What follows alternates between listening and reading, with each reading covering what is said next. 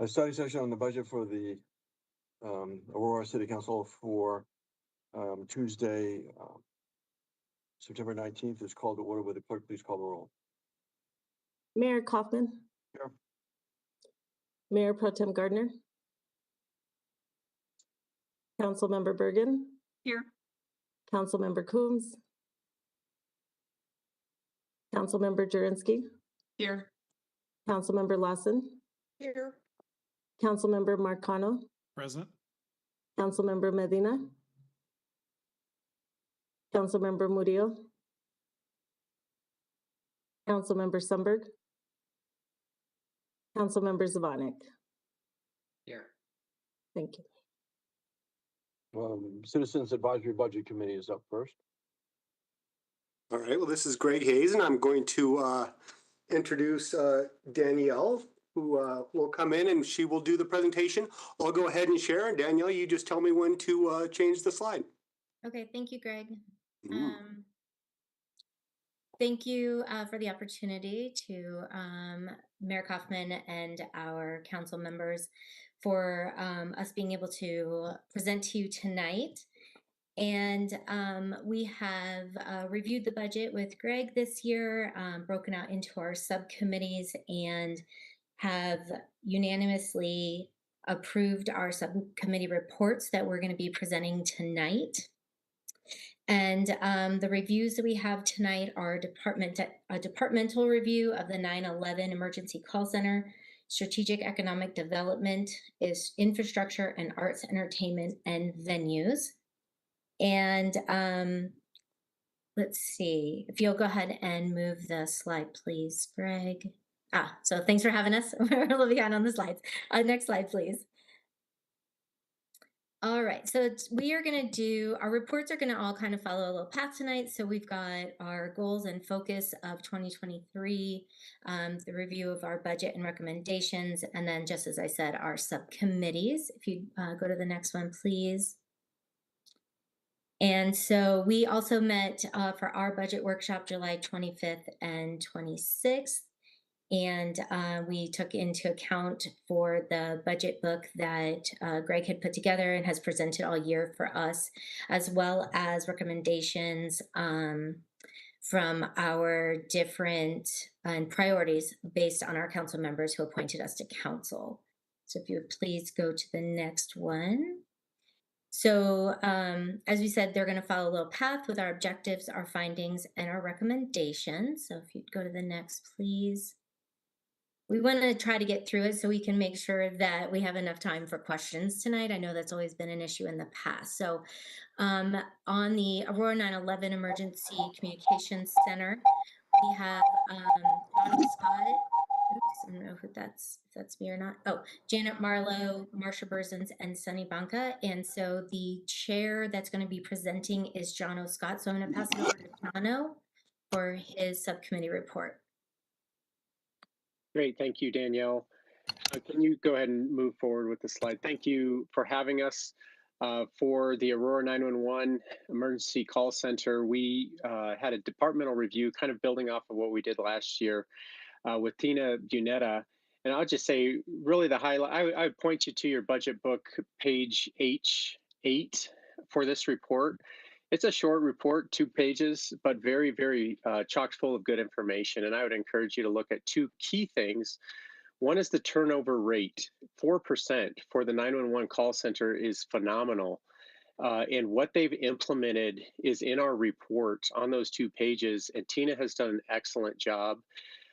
We reviewed their budget, procedures, potential advancements within the 911 department, highlight key needs to council. That's what we're doing here with that report. So I'd point you to H8 and H9 pages in the budget book towards the end. Excellent. But what she has done in that department, in an industry, both in a department within the city and in just industry wide, is incredible with the 4% turnover rate. If you could go to the next slide. She's implemented 7 or 8 things that could be implemented across the board in city departments to impact our turnover rates, retention and recruitment, that would be a standard what Tina has done. She ranked 5 findings, requests. One of them is implementing AI platforms. She has 2 contracts that are being proposed. She's trying to decide between the 2, and she would be interested in either one. But the technology, number 1 and number 2, are kind of merged together. And it would not be a huge drain on the budget. It'd be more of a stopping one and implementing a new updated technology. Highly recommend looking into her number 1 and number 2. Plan for new facility. She mentioned that the backup center is in the police headquarters, but the Buckley Space Force Base has asked that they also be included in that, and that's in the report as well. Backup facilities. She's asked that down the road in the capital improvement master plan, a facility be included in that master plan, and we would recommend those as well. Can you go to the next slide as well, please? This is my last slide. As a subcommittee and as a budget committee as a whole, we have 3 main recommendations. One is to support that budget wish list. I would encourage you to look at H8 and 9 on your subcommittee reports, and that gives more detail on that. Number 2, begin updating the technology. That to be a quality of life issue and a quality of service issue is kind of a no-brainer because it's not a huge drain on the budget. It's minimal as far as budget changes or impacts, and I highly recommend you look into those. Number 3, include new communications facilities in the next capital improvement master plan. That's more of a down the road thing, but we would recommend that be included on that as well. So thank you. Next person to present is going to be Katrina Zarelli with the Strategic Economic Development Subcommittee. So Katrina, I'll turn it over to you. Thank you so much, Jono. All right, I'll just get going. Thank you for having us. I will go on to the next slide, please, Greg.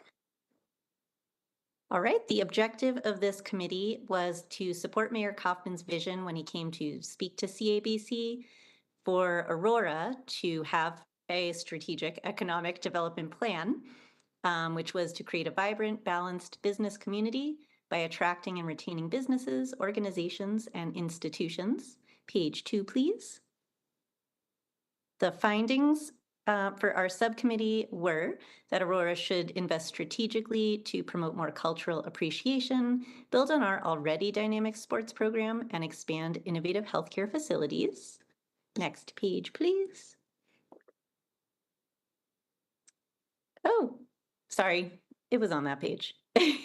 and our recommendations were to focus on arts and entertainment venues, establish entertainment and community venues in each ward to strengthen communities, celebrate diversity, and boost the local economy, to focus on sporting facilities, which was develop venues for semi-pro and amateur teams, promoting physical fitness, and to increase property value and economic growth.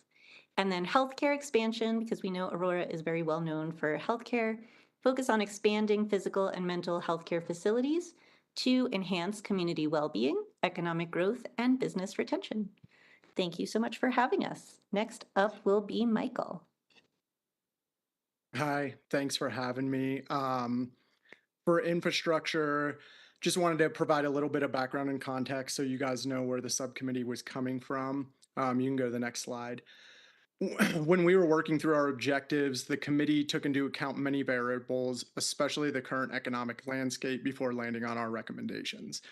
The first thing is the committee supports the capital improvement master plan and the prioritization of the tier list for the infrastructure projects. The committee also recognizes the need to seek long-term sustainable solutions to fund infrastructure capital needs. So the other big takeaway that our group focused on was the committee supports council's guiding principles that it should be good stewards of the taxpayer dollars. So all of our recommendations keep in mind that we want to pursue all existing financial options to address infrastructure priorities and offset the need for referring measures to voters. So you can go to the next slide for our recommendations. We don't want to put any tax burden on the voters. This creates a unique set of circumstances, and the committee understands very well undertaking big projects requires big solutions, and big solutions come from big ideas. So our recommendations include closely examining potential fees that Aurora can consider to catch up on where technology is taking us. One example is electric cars in our current gas tax model. Is it worth pursuing whether it is research or a discovery committee to determine the impact on our roads that those vehicles are putting on it? And how do we catch up? Like, are we asking the same questions and researching delivery services like DoorDash, Uber, Lyft, e-bikes, scooters, and possibly Amazon deliveries? There's a lot of delivery trucks on the road now that we weren't seeing, 5 years ago. And this sector of the economy is only growing. The next recommendation is marketing campaigns and additional studies on new venues and attractions for Aurora, primarily things on larger scales like the new Broncos Stadium, Six Flags theme park, Major League Soccer, or even National Women's Soccer League. Things that will bring people outside of Aurora to come and stay or spend their dollars here, which doesn't directly utilize Aurora voters' money to finance our infrastructure. And part of these recommendations, one advantage we see for Aurora is that potential sites exist that could minimize initial development expenditures. The fact that we're located in between Denver and DIA provides Aurora with a location advantage of areas west and south of us. And these are strong long-term revenue generation ideas that can help contribute to Aurora's identity and growth. We also believe that because these large-scale destination-type venues attract folks who would fly in or drive in, it provides a solution to look outside of Aurora for additional revenue, and it brings opportunities for hotels, restaurants, job development. So we want to try and utilize existing infrastructure in our location to our advantage as much as possible. And then the last consideration is naming rights for some of the parks or Aurora Sports Complex so that the funds can be collected and put towards infrastructure in and around those areas. And next is arts, entertainment, and venues. Danielle. Thank you, Katrina and Mike and Jono for your presentation so far for on behalf of our committee. So I'm going to present on our arts, entertainment, and venues. This may look a little familiar because we keep talking about this just because of the importance of it. So if you go to the next slide, please. Our objective is to address the need for an arts and entertainment venue in Aurora, aligning with the city's growth and cultural diversity. Next slide, please. So our findings, so the recent surveys that show strong community support for a cultural complex to complement existing smaller venues, emphasizing the need for 1,000+ seat venue or facility, and especially one that we're able to have our graduations in our own city for the high schools and our community college. And there was a study, as you're all aware, from Semple Brown that was already completed this year that aligns with these findings. Next slide, please. And some of our recommendations that we have is to follow up with having the first phase that's going to create an arts, entertainment, and venues department. Creating this would establish a strong department that can manage it while also allowing for the Aurora or the library system to continue the growth and the expansion of the changes that are currently happening within the library world and development of AI and all of the things that can kind of go off and branch off into its own. So by establishing this new department, we'd be separating and reallocating $4.1 million from the current arts and cultural services budget. This department would administer existing or oversee existing venues, plan programs, and oversee arts and cultural needs and preparation for our growth. So what we did was we gave a proposal for a organizational chart for how we kind of oversee, and then all of the different cultural services, arts and public places, as well as like the dance arts, and then the venues that would fall in these new categories if this new department was separated out and restarted. And phase two would be to build on what we have talked about before with leasing and renovating the old theaters at the Aurora Town Center, that we can create that initial 1,000-seat venue and collaborate with the educational institutions, chambers of commerce, and other partners in the planning process. Our funding recommendation proposal would be about $4 million for renovation from the recreation impact fees, and there's currently about $6 million available. Our annual revenue projections are over $5 million, including the cultural arts, private partnerships, and community classes and miscellaneous events that would be able to be held at this new venue. And it also would kind of get our toes wet a little bit as we move forward with looking at a larger venue for our city. So establishing a dedicated department and then developing the new venues is essential for the Aurora's cultural growth and economic prosperity. Next slide, please. I think that's about, yes, where we are. So thank you. Like I said, we wanted to get through this, which is perfect for our 20 minutes. So that allows us 10 more minutes for any kind of questions from anybody that we can answer in more depth.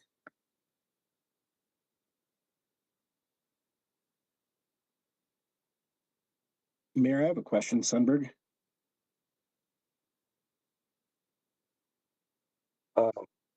Councilmember Summer. Thank you all for your presentation. Nice job. Thank you for taking your work as a committee so seriously.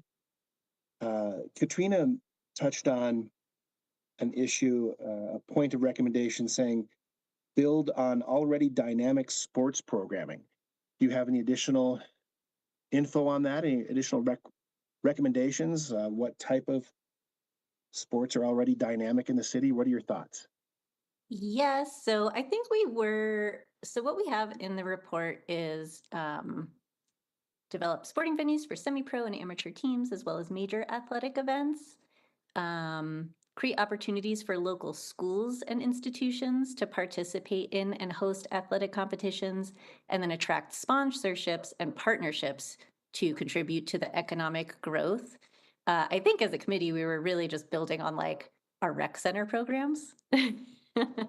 Which are really amazing. Sorry, go ahead, Danielle. No, and to build on that as well is the Aurora Sports Park, which is managed by the pros department. They are always selling out for athletics, so soccer tournaments, softball tournaments. So building, one of the recommendations that came out also about the Simple Brown is adding on for these extra venues would be a secondary sports park as well. So right now that is bringing quite a bit of revenue. And so expanding on a second sports park in addition to all of these other areas in Aurora throughout all the different wards would just expand on that. Great, thank you. I've said it before, 25 years ago, Aurora used to tout itself and advertise itself as Sports Town USA.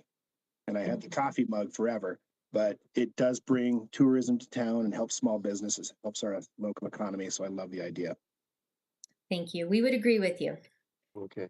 John, Mayor Mike Hoffman, question, when you were covering emergency communications and dispatch, you referenced Buckley Spaceport Space. Can you go into a little bit more detail about that? Yes, sir. Thank you for the question.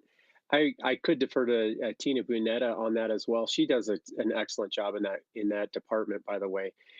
What they're referring to is the Buckley Space Force has a dispatch, and it's very small.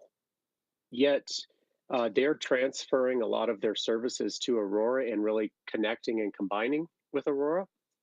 I could let Tina expand on that more, but we could utilize their facility in an emergency type situation as a backup facility. For instance, a few years back when there was unrest near the police backup facility, the worry was if something were to happen where the 911 call center went down, the backup facility was at the police station, there wasn't another option to go. And so if we could utilize Buckley, they have those facilities there. They're wanting to connect with the Aurora Dispatch call center. We are already having the technology and the ability to do so. And that's already in play from my understanding. And so that would also be a secure location and it would be a backup location. And so really we have the main call center now, we have the backup in the police department. We have the third would be on Buckley Space Force Base in case of emergency. And then a fourth would be potentially in the new capital improvement master plan. Okay. Did Buckley Space Force Base, I mean, were there communications with the base where they want us to do emergency dispatch for them, or they want to continue doing it? And once again, I could let Tina clarify that, but my understanding is we are partnering with them in this dispatch. Okay. In fact, I talked to one in a neighborhood a couple weeks ago, and he works at Buckley Space Force in the dispatch department, and he, from that perspective, was very excited about what the city of Aurora is doing with the partnership with Buckley. Okay. So it's my understanding is that is already in play, Okay. and it's in the transition stages, and it is a very good thing. Great. Is there further questions or comments?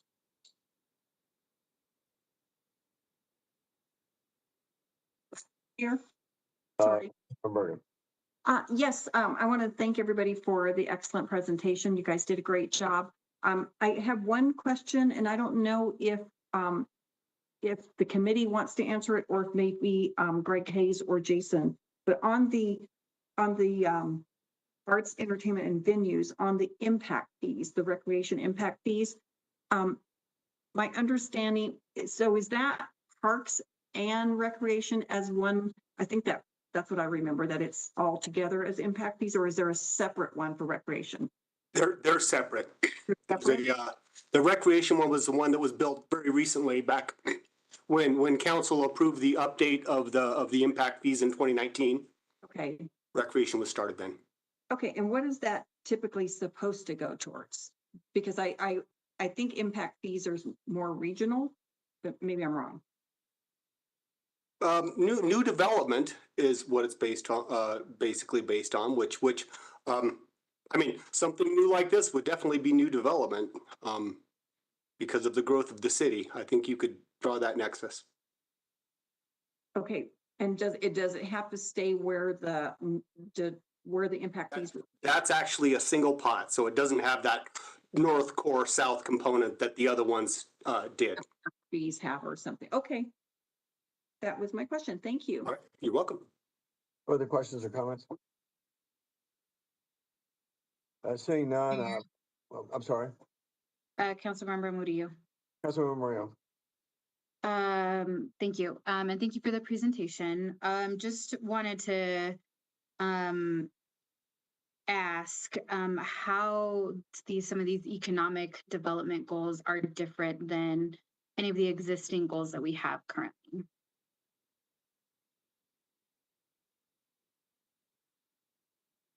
Did you Hello. want? Oh. Oh, Go ahead, Danielle, Katrina. do you wanna- No, do you want to go, Danielle? Some of our recommendations aren't necessarily new. We are just supporting what has kind of already been put out there, what Mayor Coffins presented on when he came and presented to us about having this expansion and putting the city together for enhancing our tourism, having a vibrant, diverse city, and building upon having that strategic long-term plan and how that kind of can all come together. So we sort of, the way that our presentation this year is, other than the 911 call center, which we were so impressed with their improvement from last year that we wanted to report on, the rest of these really kind of all work together as a whole to move our city for revenue generation, for having programs out there and to make it a destination that our citizens are really looking to have. They want to stay and they want to spend their money in our city. And that's something that they're craving amongst everybody and all of the different groups that we've gone and talked to. Further questions or comments? Just a clarifying question, Mayor. Councilmember Murillo. Thank you. I appreciate that, Danielle. And so just to clarify, I guess one of the main sources of information or that you built this plan on was from feedback from the mayor. Is that fair to say? Could you also elaborate on the other processes you went through? Oh, yeah, I'll go. And then Katrina, if you want to wrap up on that. So, so this was community meetings that were held at different libraries that we've attended, and getting feedback from citizens. So people that are part of the BAB, the arts and entertainment, not arts and entertainment, I apologize, the arts and public places, all of the different groups that came together through Semple Brown when they were doing their I guess community sessions. And so that was where some of this information from the community members that came from, as well as the mayor's presentation, as well as chatting with different council members that we met with for priorities. So that's part of that, other city members. And then Katrina, I know you guys chatted with some other people as well. We actually just had our internal meeting of subcommittee members and just went from there. We were going off the same information that you just mentioned. Oh, okay. I didn't know if you had some others. So it's been, yeah, so community as well as council members, as well as the mayor, as well as people within the city. Further questions or comments? I'm sorry. I was just thanking Danielle for her time and her answer, and Katrina. Other questions or comments? Seeing none, I can't thank the CABC enough for all of your efforts. I really appreciate it. Thank you. Great. Thank you so much. All right. The next up we have is CHCD, and I'll go ahead and drive.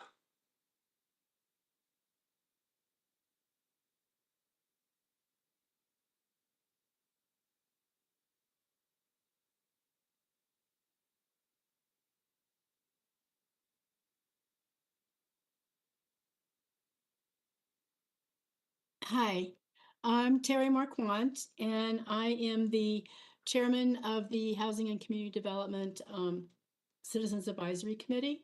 And this is the budget presentation that we put together for you this evening. Next slide, please. Alicia Montoya is our manager of the Division of Housing and Community Development. Next slide.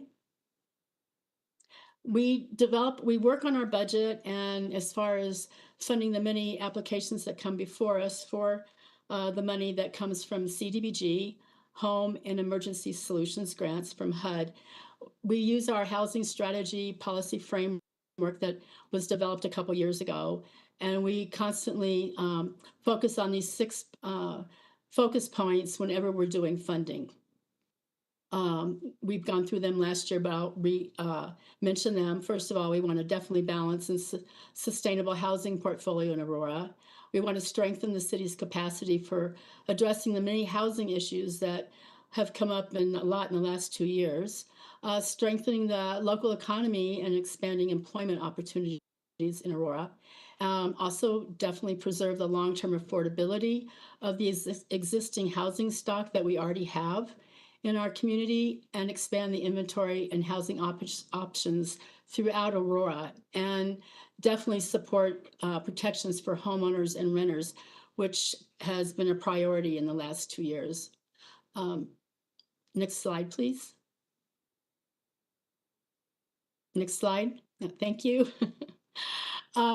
First, we'll talk about the community development block grants.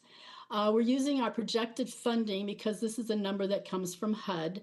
And of course, we don't have our numbers yet for 2024, but so we're using our prior number. Usually the funding stays right about that amount. And then we're also including program income that we get from things like our home repair loan program. The money that comes back to us, we put right back into this funding source. So this year, we're projecting about $2.7 million in CDBG funding, and we use that for these many different programs, investing, of course, in housing projects that come before us from private developers and some public developers that we then put in some funding, sometimes for soft cost. We actually have our home repair loan program, which citizens can apply for things like if their furnace goes out and they need a new furnace, and they can come to the city and meet certain criteria and they can apply for a loan. They also might qualify for some grants for minor home repairs, depending on their area median income status. And then essential home repairs is, say, like in the middle of winter, somebody's heater went out, that would be an essential home repair. One of the things that does happen in that program per HUD's rules is that we then have to evaluate the whole house. And so sometimes going in and doing one system also requires some work on the plumbing or maybe the hot water heater, something like that. We also have a business lending program for mostly the exteriors of buildings, which if the particular place where we add a new facade or something on the building, if that particular owner closes up shop, that facade will remain and will definitely be an improvement, usually for the rest of the citizens in the community. We have our housing counseling home buyer classes and reverse mortgage classes. They're being offered in English and Spanish. The participation in them has definitely increased this year. We have our public facilities rehabilitation and our public service operations as well. In this category, out of this $2.7 million, we're thinking that about $400,000 would go to our, we'd be doing small business loans. Emergency repairs, about $100,000. Minor home repairs, about $375,000. Home repair loan program would be about $350,000, and of course that would come back to us in program income. Our rehab program, a rehab program for public facilities and operations would be about $500,000 combined.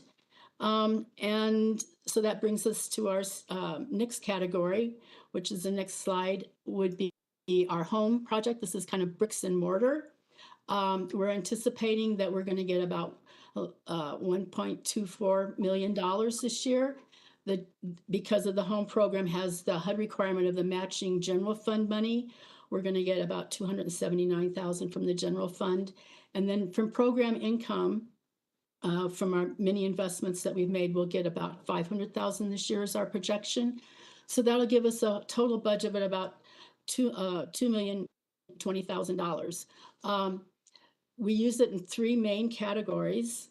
The Community Investment Affordable Housing Program is when we put money into a development that an investor's building needs some soft cost or some hard cost to do financing or whatever. We can use that money for that. We've done a lot with tenant-based rental assistance program. This helps keep, one of our main things is to keep support our protections for homeowners and renters. If we support the renter, we're also supporting the owner of the housing who's getting their rent. And then our CHODO, our Community Housing Development Organization program gets 15% of this money. So for new development in the city, and that's our local CHODO. We're anticipating this year probably giving about 200,000 towards the tenant rental assistance program, and about 186,000 to the CHODO. That's the required percentage. But the main focus of this money will be about 1.46 million going to developers to make sure that their developments come to fruition here in our city and increase our affordable housing stock. Next slide.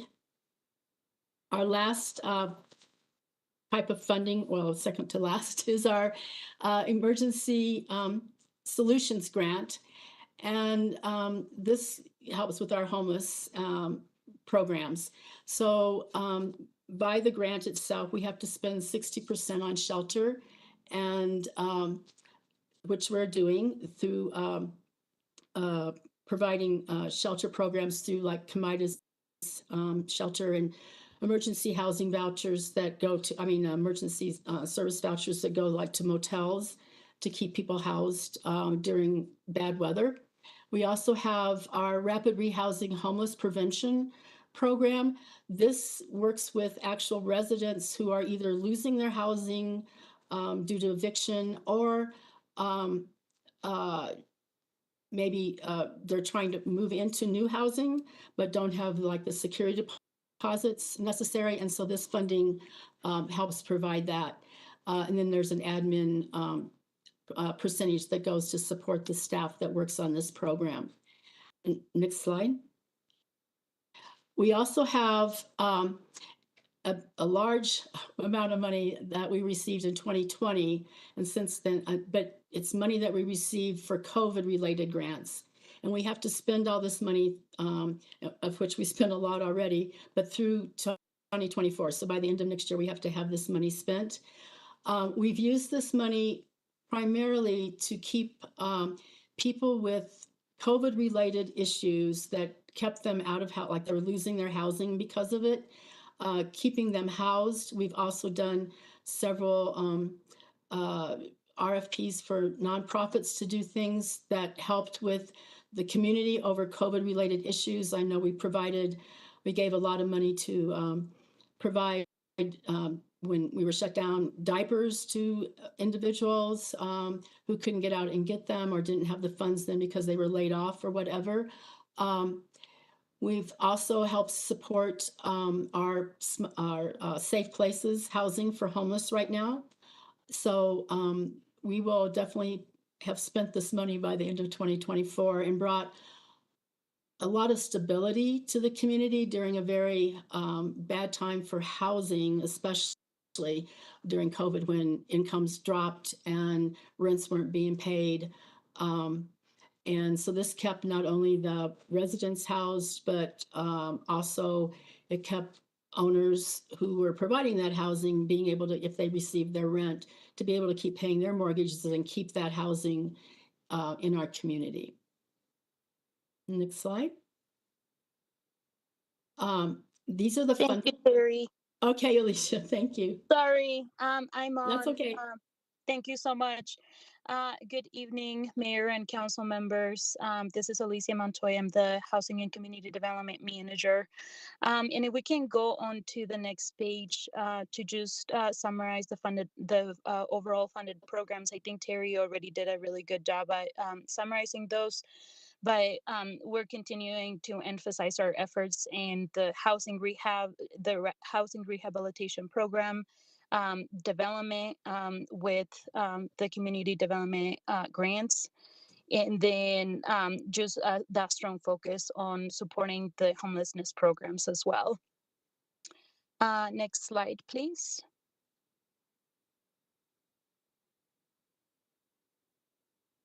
I'm sorry, I believe that's your last slide. Okay, awesome. Yeah, so we are focusing on those two areas, the development of new affordable housing programs and supporting the homelessness programs as well. And we can take any questions now. Questions of the members? Mayor, I have a question. Councilmember Berger. Yes, thank you for the presentation. Just on the COVID monies, you showed 8,500,000 pretty much.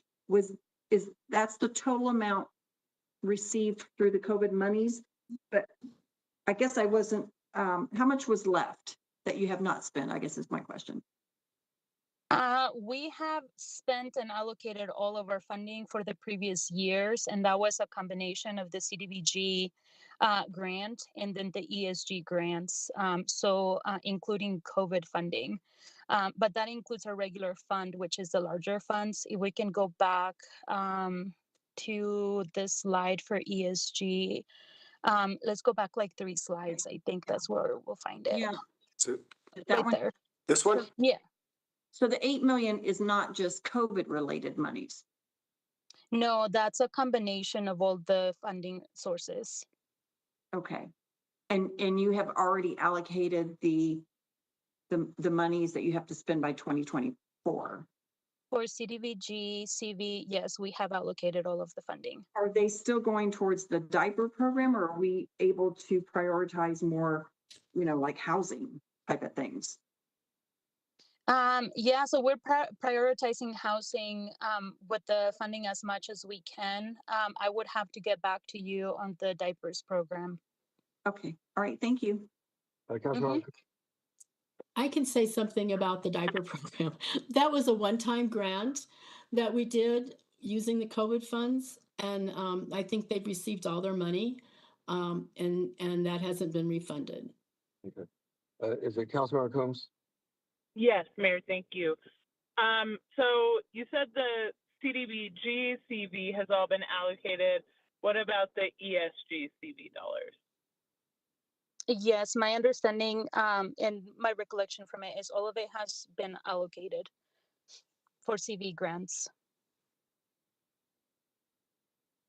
Thank you. Further questions or comments?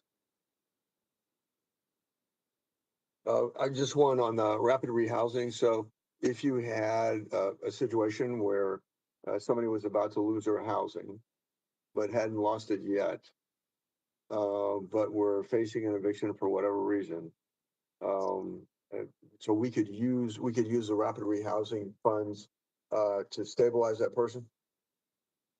That is correct. We do run out of that funding really fast. I think it's about 200,000 or 230 that actually goes to that program.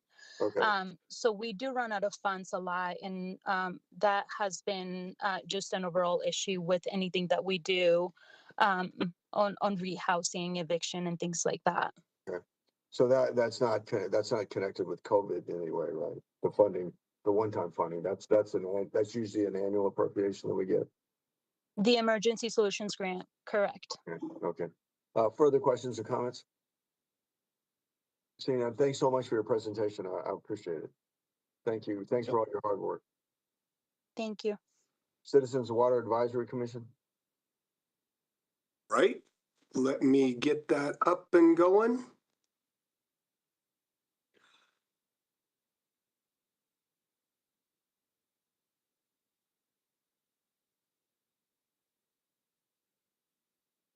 All right. Angie, I'm ready for you. Okay, great. Thank you very much, Greg. Hi, I'm Angie Bender. Thank you very much tonight. I'm here for the Citizens Water Advisory Committee. The Citizens Water Advisory Committee has 9 members, 8 residential and 1 commercial customer, commercial customer. And I believe that another committee member, Janet Marlowe, is on as well tonight. So thank you for joining us. A little bit about the committee. The purpose is to provide counsel and give suggestions and recommendations to the Water Department and City Council on all phases of budget, department work plans, operational needs, strategic planning, long-range capital improvements, and financial planning. And thank you to Greg, who's running our slides tonight. So next slide. Sorry, Greg. Uh-oh. Okay. Oops, I think back one, maybe. Well, the CWAC had 3 meetings where we took a look at the budget, the rates, and the fees. There may be a few discrepancies in the presentation that's in your packet, as we just had to kind of accurately reflect the correct dates.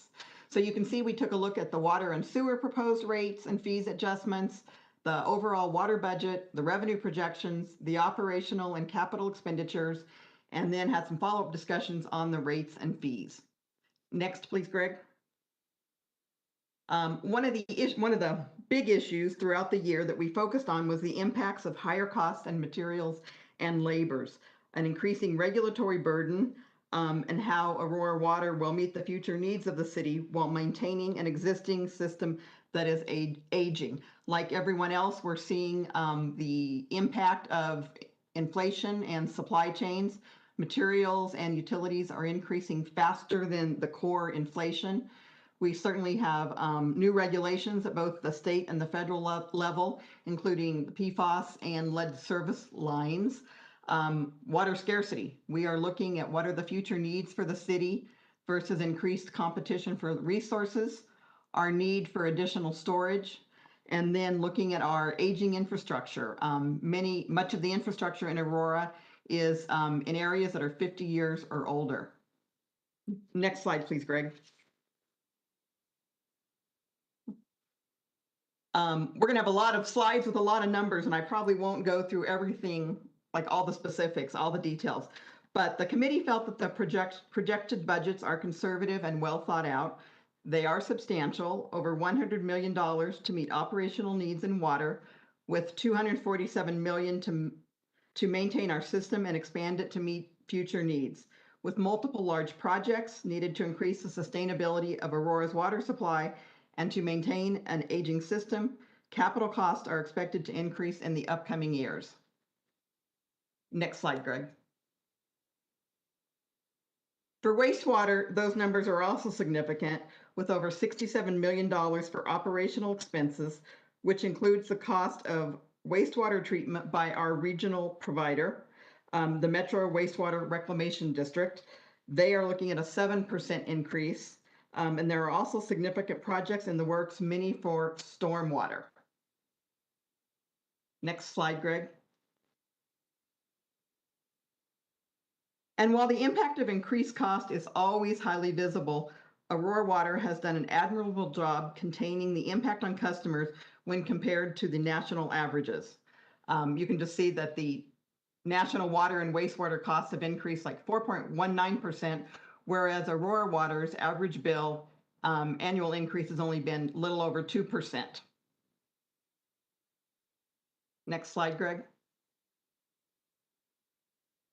Aurora's tiered rate structure continues to promote water efficiency, following the philosophy that the more you use, the more you pay. The higher tiers are reflective of higher outdoor irrigation use, which results in water loss for recovery through our Prairie Waters reuse system. For residential customers, the first tier continues to be cost-effective since it reflects the average indoor water use, which is fully reusable. For properties in the higher tiers, Aurora's robust conservation programs provide a means to try to reduce the impacts. The overall, kind of theme of this is trying to promote water efficiency. Next slide, Greg. The water rates for multifamily, commercial, and irrigation accounts reflect the impact each rate class has on the reusability of our water. Service charges increases are in line with the increased cost to operate and maintain the current system. I know there's a lot of information on some of these slides. Let's go to the next slide. Fire line fees impact the continued cost of system maintenance to ensure community safety.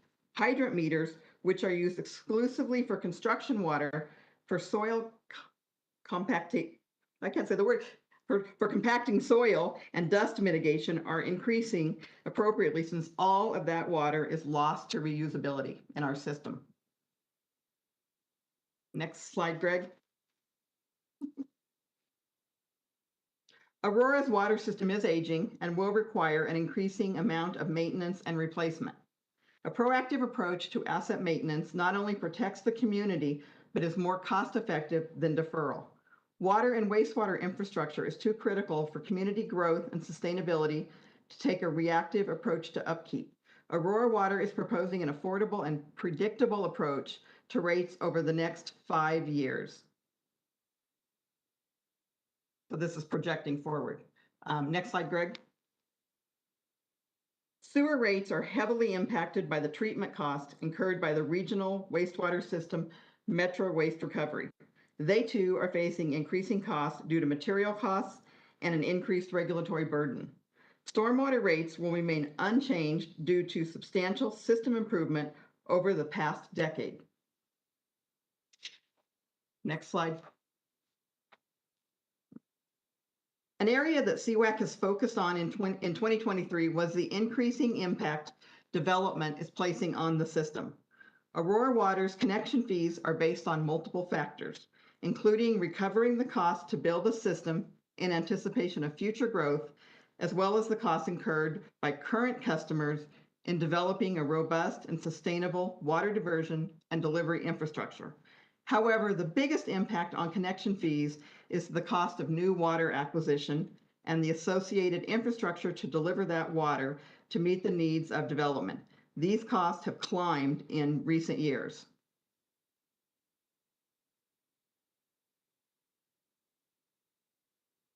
And I'm not going to go through all these unless you have questions. Next slide, Greg.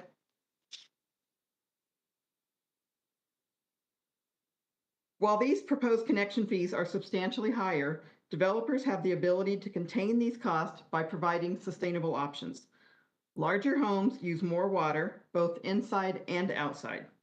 The new conservation ordinance does reduce the impact of the outdoor component, yet larger lots will still need relatively substantial amounts of water to maintain water-wise landscape and trees. By offering smaller lots, developers can contain the cost of these fees.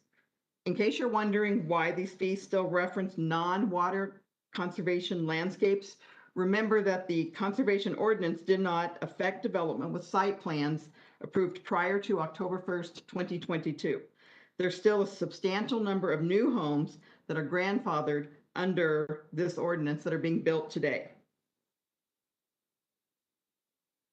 Next slide, Greg. A recent review of the sewer connection fees suggested substantial increases. New infrastructure to support both moving and treating increased sewer flows, including the First Creek Interceptor being built by Aurora Water and the Second Creek Interceptor being built by Metro Waste Recovery, will move flows from the newer developments in the north to Metro's new northern treatment plant.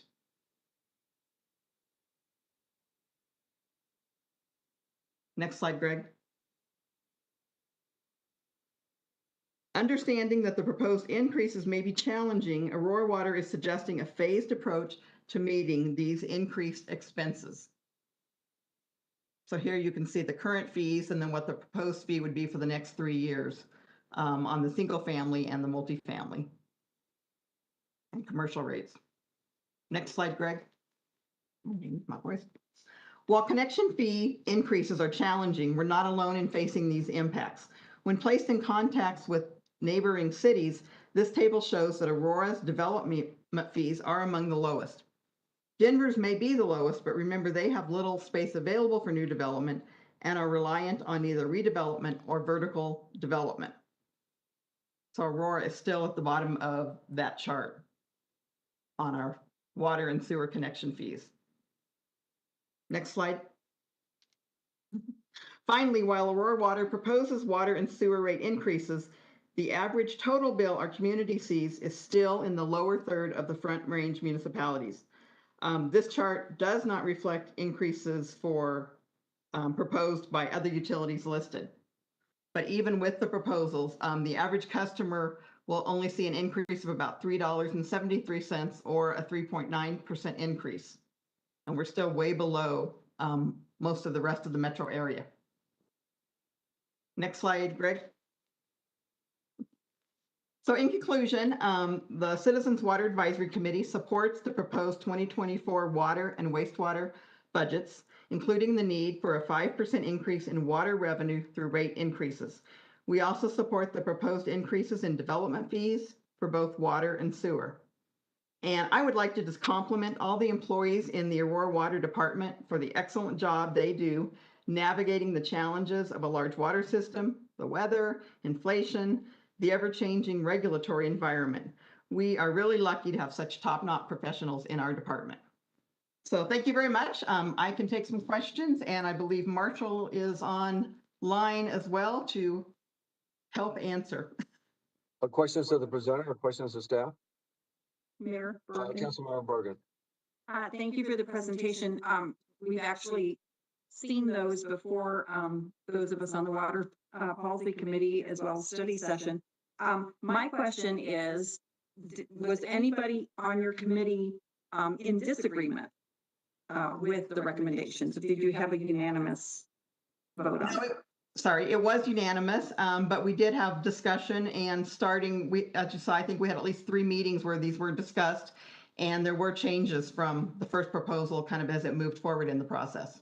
Okay, good. And then my second one was on development. I know you talked about obviously connection fees and development having to pay its way.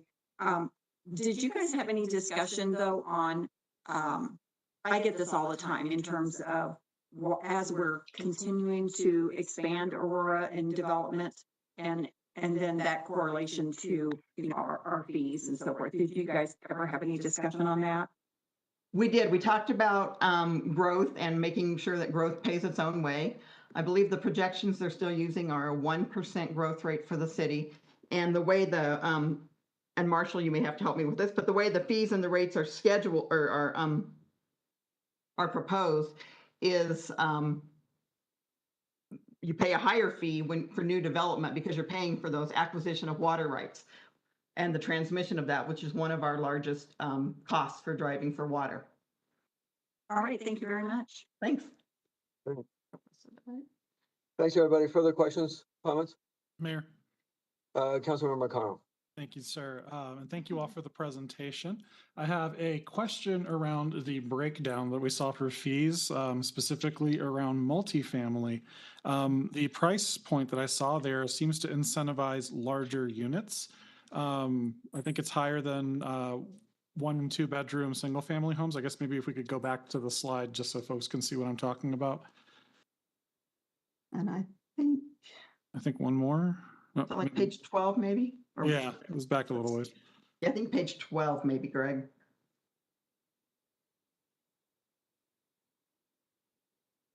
There it is. That one? So yeah, so it's a flat, there we go. Yeah, 13,088. And I understand the fees going up, but it seems like, you know, if you go back to the other one as well. Oh, I'm sorry. 2024. Yeah. That was last year. We're looking forward. All right, thank you. So you see here, it looks like it lands at a fee close to the 3 to 4, units when you compare it to single family residential. So I guess I just would like to know how did we arrive at that flat fee there? Because it seems like you're disincentivizing 1 and 2 bedroom units and looking at basically hitting multifamily as 3 to 4 bedroom. Yeah, so the multifamily and the single family account a little bit differently for the indoor and outdoor use, but you're looking at specifically, just to make sure I understand the question, you're looking at the indoor use fee per unit, yeah. Per unit compared to the number of bathroom use per unit for so what we did, we're not trying to incentivize necessarily anything through the fees. We do try to encourage lower water use through the rates, but the fees are simply just looking at all the empirical data that we've collected over the years and how much water is used per different types of use. So the multifamily, we do have averaged out all the different sizes of the multifamily. For one, we didn't see as much variability in water use for multifamily units over different sizes of units. So we've averaged all those different sizes into the one indoor fee based on that data. The single family residential, we did see significantly different indoor water use patterns based on the number of bathrooms. So again, not trying to incentivize anything through the fees, rather just trying to collect the volume metric. And this is tied directly to the volumes of water used by each different type of development. So single family, multifamily, et cetera. So now could we go look at, are there any variabilities in the different size multifamily units? We could look at that again, but we did not see that variability when staff, using the help of an outside consultant, evaluated the data for the purposes of the fees. So did that help answer the question at all? A bit, yes, thank you. I would like to see some of that data that y'all have taken a look at, just for transparency, just and also personal curiosity. And then my second question was, when we're, assessing our fees generally for the system's growth, and kind of along the lines of development paying its own way, how are we handling the need for additional pump stations and, larger infrastructure build outs like that, especially when we see changes in topography? Is that something that we're just kind of spreading out throughout all of our users, or is that something that we're having more of a localized impact when those kinds of developments call for it? Yeah, that's a good question, and it varies a little bit. So pump stations generally on the water side, the topography is not as important on a small scale because it's a pressurized system. So we pressurize the entirety of the system. So those pump stations, again, on the water side, are incorporated in the fees generally, regardless of topography and challenges. Again, it kind of averages out and doesn't have huge impacts due to localized topography. On the sewer side of the system, which is not a pressurized system, it's a gravity system, we do have to go in and look at the need for lift stations, and we often attribute those costs to the localized development where the topography exists. So kind of depends a little bit. It's treated a little differently between the two systems. All right, I appreciate that breakdown. Thank you, Marshall. Yep. Further questions or comments? Seeing none, thank you so much for the presentation and for your hard work. Really. The time is now 6:03. Council will stand in recess until 6:13, and then we'll do the city manager's budget. Council is in recess.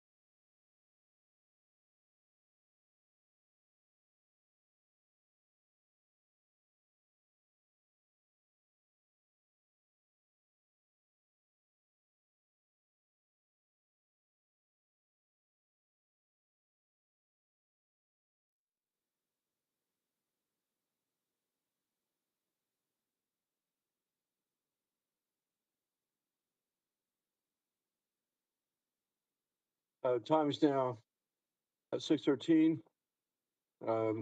Council will reconvene. We have city manager's budget presentation, 2A introduction to the 2024 proposed budget. Thank you, Mayor. Thank you, members of council, for being here tonight. So we'll go ahead and give you a quick agenda. Here's tonight's agenda. So I want to just start by thanking Terry Velasquez, Greg Hayes, Jackie Amon, the entire budget office staff, as well as the departments, the department heads, the budget office staff in those departments, as well as the 3 boards and commissions you all just heard from. A lot of work goes into preparing this budget each year. It is a very important document. We enjoy the discussions with council as much as we like to joke with you all. I know budgets can be a little dry, but we do enjoy our discussions and getting direction from you all. This is one of the most important documents we produce every year. And so with that, we're looking forward to tonight's discussions and letting you hear about how we approach this year's budget, getting guidance from you and continue our discussions. So as a reminder, we'll be taking notes on any questions you have tonight. Any questions we can't answer, we'll be getting those all down. And then we will provide written responses to you all next week in advance of our Saturday workshop on September 30th, where we'll spend that day finalizing any changes you all have to the proposed budget. So before I turn it over to Greg, the last thing I'll add is this year's budget is balanced for all funds. And it is, we've got a little money in there for some ads. Most of those ads have gone into making sure we stay competitive in the compensation market. It still remains very competitive. And then we've done some ads primarily in the public safety realms and police and fire and a few other targeted ads to make sure that we are continuing to meet that public safety goal that we have for our community. So there are lots of needs that were out there that were not met. So just because they're not in here doesn't mean that we have met all the needs that we have in our departments or that you all have identified. We know that. We continue to strive to provide the best possible service for our community. Our departments do a very good job of that within the resources that they have. So we look forward to tonight's discussion. And with that, I'll turn it over to Greg. Okay. Thank you very much, Jason. Greg Hayes, budget guy. I've got a couple slides here, just some summary slides. I'm going to go through them pretty fast because this will be the 3rd time I've told you from the spring workshop to the one-on-one meetings, a lot of the narrative hasn't changed at all. So the 2024 budget focus was basically on base adjustments, the wages as Jason was talking about, and then some of the inflation factors, which were more than what we were used to, especially in the risk area. Insurance, the health insurance, we talked about that before, and then a lot of contractual increases, especially in technology, associated with other companies needing to raise their prices as well. Because the base adjustments took most of the money, we did not have a SLAR process, the service level adjustment request process. Revenue projections are showing some softening coming up in 2024, so I'll talk more about that in a second. And of course, we do have the loss of OPT in 2025 to deal with in balancing as well. In the general fund, you're going to see $8.7 million in ads. 6.7 million of that's ongoing. 2 million of that's one time. As Jason said, it's primarily public safety, what I'm going to call pro forma related. So funds we already set aside in the pro forma for some specific items is basically what these amendments will be. 2024 is balanced. 2025 is not. So because everybody loves pie, I went ahead and put a couple pie charts in here. All fund sources, 1.5 billion. That number's a little bigger than it normally is.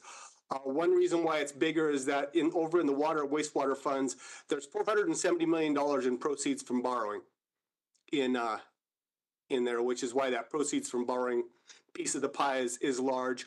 On the uses side, we've got $1.3 billion worth of uses, quite a bit of capital usage over in the water and wastewater fund. And you'll notice there's about $200 million between the sources and the uses, more in sources. That's all associated with that proceeds of borrowing over in the water fund. They're spending it into the next year. And so you'll see that in the capital plan in 2024 and 2025. Speaking of the capital plan, for 2024 through 2028 year, it's almost all water and wastewater this time. A good 3/4, over 3/4 of the pie is for water and wastewater. Everything else has fallen off quite a bit. $1.9 billion in the 5-year plan. Our general fund sources, 58% sales tax. If you include the capital-related use tax and auto use tax, it's now 70% of the revenue that comes into the general fund is based on somebody buying something. So it's awfully important that we're on track with the economy. And of course, I put these in every chart. The last time sales tax was increased was 30 years ago. The last time property tax was increased 23 years ago. On the appropriation side, we continue to be mostly public safety. If you look at courts, legal, police, dispatch, fire, it's about 56% or so, up a little bit from last year. And we're over $500,000 or $500 million in general fund appropriation. As we've noted before, our general fund revenues, it starts with the Leeds School of Business at CU Boulder. They look at about 81% of our revenues, and they produce multiple forecasts, and then we use their data with what we know and create budget modifications. This messy chart just shows that they give us both an optimistic, a pessimistic, and then a baseline scenario. We took the baseline scenario and then adjusted it for what we knew. So that's the revenue that you have built into the 2024 budget. What you see here, recent sales tax growth. July was kind of a rough month for us in terms of sales tax. We've projected a softening throughout the year in sales tax. We had a pretty soft July. Lost about $700,000 versus our projection in that month. The good news is August, which I came in too late for me to put in this chart, is about 5%. So we're that 0.4% doesn't appear to be a trend, but I think that if you look back at 4 of the last 5 months is around that 4 to 5% range. I think that's our trend, which is about what we projected in our for the year. Excuse me. So the general fund budget creation, the base budget, over $500 million, $500 million. There's $24.7 million in base adjustments in here. We did have some one-times from last year that we took out, and then there was a spring supplemental ongoing that came into this. In addition, the largest piece of the base adjustments, $23 million in personal services adjustments, $21.1 million in pay, and the insurance increases. You'll hear more about that. We've got a slide on pay and benefits coming up. And then this is the last year of police pension seed funding. We set aside $2 million a year for 3 years straight to start some police pension project. This will be the last year that we put into that. These numbers include 5% net compensation, 10% budgetary increase for health and dental. And then there's $11.5 million in other adjustments. The CPF transfer is in that. The utilities, the fleet, and the risk increases in that. And then the department-specific contractual increases that I noted before are all part of that number. You're going to hear in a little bit about $8.7 million in ads, $6.7 million ongoing, $2 million one-time, mostly pro forma based. If you want to follow along, they're in attachment 8, page B23. And here in a little bit, the exec group will discuss the amendments in more detail. It's important to note, Jason pointed this out, we do have a balanced 2024 proposed budget. The ending funds available that we've got sitting, projected to sit in the general fund. A couple pieces of good news: fully funding the 10% policy reserve, fully funding the Tabor reserve, and we're fully funding what council requested at the last budget workshop, which is to have that 5% recession reserve. That's all in there. We've got a little money set aside for cyber insurance and ADA accessibility. One item that the cyber insurance is always kind of a scary thing to think about, especially for those of you. Did you hear what happened in Vegas the last week? Very intriguing and kind of a scary thing. If you haven't read about it, go look it up. It's very interesting how much money they just lost.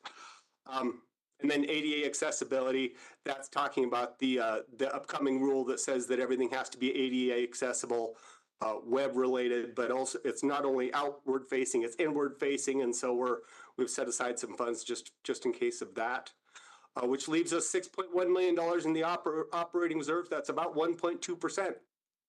So we've funded everything. As I'd said, the long-term outlook, we're $5.3 million out of balance in 2025. We are balanced in 2024. So we're within a bite of 2025. On the all funds operating amendments, all funds, it's about a little less than 1% increase, all funds. As I said, if you want to follow along, attachment 8 on page B23 has those. Each of the departments, if you want to look at each department's amendments, they start on page F1 in the budget book. As far as staffing, you'll see 39 FTE in this budget book, and that along with the 9.5 FTE that were approved in the supplemental, you'll see 48.5 FTE increase. That's about a 1.4%, most in the general fund, and most of that is going to be in public safety. And last but not least, in capital, you've got $542 million in amendments. Vast majority of that is in water and wastewater. And over half of the amendments, of the new amendments, are actually in 2028. And if you want to look at those, summary of the amendments are in attachment 12 in your book. And then if you want to look at the specific amendment details, they start on page G29. It's in your capital section. And with that, I think I'm going to hand it over to the man of the hour, Jason, to go ahead and be our MC for the rest of the night. Unless you have any questions of me. Yeah, before we get there, do any questions on sort of the macroeconomic section before we move on? So any of those macroeconomic questions for Greg? Yeah, I have a question on the staffing. What is the assumption for APD in terms of staffing relative to the budget? In terms of how many FTEs are we adding? So you'll see that, sir. We are on the sworn side. We are staying level at 748. We are adding 18 civilian positions, and I'll go through those in detail here in just a second. Okay. All right. Thank you very much. Okay, so what we're going to do here on this next section is we're going to start by going through my fellow appointees and commission budgets. We're going to do those a little bit different than we've done them in the past. As we prepared for it this year, there was at least a couple of them that said, "Hey, Bachelor, why am I presenting your budget?" So I'm going to go ahead and give you a quick overview of what's in the proposed budget, since it is the city manager's proposed budget, and then I'll turn it over to each of the appointees to answer any questions you have, or tell you that I'm full of bunk, and tell you what they really thought of what I did. So with that, we'll go to the next slide. We'll start with City Attorney Dan Brotzman. So the main addition we have in the 2024 budget is we are adding 3 victim witness liaison positions. These are to bring us or start to bring us into compliance with the state legislation that requires us to be compliant with the Victim Witness Act for domestic violence related cases. So in looking at that requirement, the city attorney's office thought they needed 3 to 5 positions. So we're adding 3, and then they're probably going to look to maybe do an overhire on at least a couple of those and get some contracts in on those, but that will be a significant lift for them. So there are resources in the budget to begin to address that. And then you see some of the other base adjustments there in the city attorney's office. So that's what's in the budget for them. With that, Dan, I will turn it over to you to add anything or take any questions. Be happy to take any questions. I have a question. Councilmember Mario? Light up. Oh, Bergen. Councilmember Bergen. Oh, thank you. On the 3 victim witness positions, I know obviously our city municipal court domestic violence, but normally would be other jurisdictions that would be done by the district courts, correct? So depending on the level of domestic violence, uh, cases can either be filed in district court or in municipal court. Again, for convenience, is a hard, for, victim witnesses, the Yeah. police officers all have to show up. And if you're north of Colfax, they would actually have to go to Brighton to go to court. So to help not only the defendant, but the victim and all the witnesses and our officers, we handle those cases, and the officers file the lion's share of domestic violence cases in the municipal court. Right. So my question though is, because we have taken on that function, which is good. I mean, I think it makes everything move through much faster than it would if it was in district. But do we get any compensation from the counties? Since we're adding the 3 victim witnesses, like, can they compensate us? No. No. And it's this is an unfunded mandate by the state. So the city is required to come into compliance, full compliance with the Victims' Rights Act. These hires, that's accomplishes that. Okay. Okay. Yeah, Dan, what's the difference between the victims' witnesses that you're going to be hiring and the victims' assistants in APD? So Ms. Heckman is on the line. I'm going to let, and so the Criminal Justice Division handles those. So I'm going to let Julie handle that question. Thank you for the question, Mayor. The victim witness liaisons in our city attorney's office are the ones that are notifying and reaching out and communicating to the victims or witnesses about cases that we have and upcoming court dates and kind of what's happening with the process.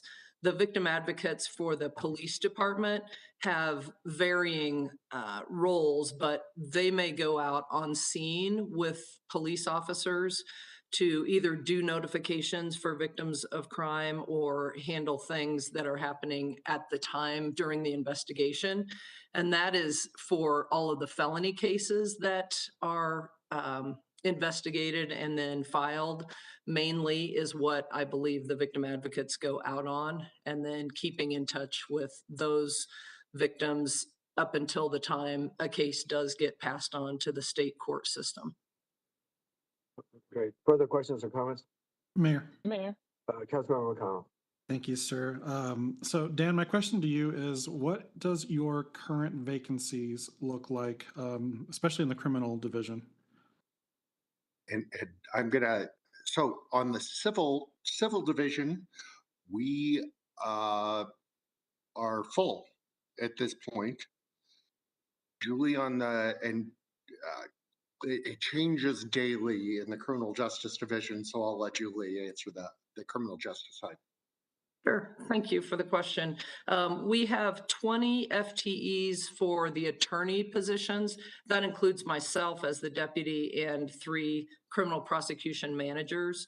So out of the 20 FTE attorney positions, we have 18 filled. We are using 2 people as part-time kind of contract. Those are 2 folks that we have talked with that were retired. Both had been prosecutors, and so they had already been retired, did not want to be full-time, but they have been willing to come and help us out on a part-time basis. And as we continue to recruit for attorneys. So it has been a struggle to keep fully staffed. And I would say, in talking with our colleagues, both at the municipal level and at the state level with many district attorneys' offices, it has been very difficult for them as well. So we do have 18 currently out of 20. That does not include the special assistant U.S. attorney position that council had funded during last year's budget, and that was funded for 2 years. That position is filled. And again, is working with the U.S. attorneys on just Aurora cases, mainly weapons cases. And then the victim witness liaison, we have 2 FTE positions currently. Those are both filled. And then we have in the support staff area, there are 10 total positions, and we have 8 of those filled, and 1 there's an offer out. So we just have 1 that we're continuing to recruit for, and we actually have already interviewed several people, and depending on the position that we have an offer out for, I think we'll have that other position filled, kind of backfilled. Okay. And I just want to clarify what you mentioned earlier, that the churn that we're experiencing in that division is not unique to us. That is correct. Certainly what we're hearing from many other people. All right. Thank you. Further questions or comments? Mayor? Councilmember Combs. Yeah, so back to the question of the victim witness liaisons. So I understand we need folks in that role. What is the role of Gateway? Like, are they also serving in that victim witness liaison role? Are we contracting with them? How much do they get paid? And how does that figure into the number of folks that we need to have in those positions? Dan, would you like me to talk to that? Yes, please. Okay. Yes, so Gateway Domestic Violence is a community partner, of course, and we are appreciative for the roles that they fill. They are not in any way city employees, and so for the unfunded mandate, House Bill 23-1222 that Dan and Jason spoke to, you know, that is effective January 1st, 2024, and that requires the city to fully comply with the Victims' Rights Act. And so that basically affords protections and rights to victims, witnesses, victims' families, and again, requires a lot more communication with and notification to those victims. That is something that the city is responsible for. And in that legislation, there were different things that the court needs to do, right? During court, they need to notify of certain things. There are things that probation needs to notify, and then there are a lot of things that the city attorney's office needs to notify and ask questions of. So all of those responsibilities are on the city. So Gateway is not able to take on those responsibilities for us. And really what they do is different. It's helpful. We have always thought, the city attorney's office and the city, I believe, 30 years ago when we started working with them, and council had encouraged us to do that. It is more about, the city attorney's office talks about anything that's happening in the case. So charges, court proceedings, restitution, those kinds of things. If there's any victims comp that's allowed through the governmental, agencies. And then the types of things that Gateway talks with victims about is safety planning.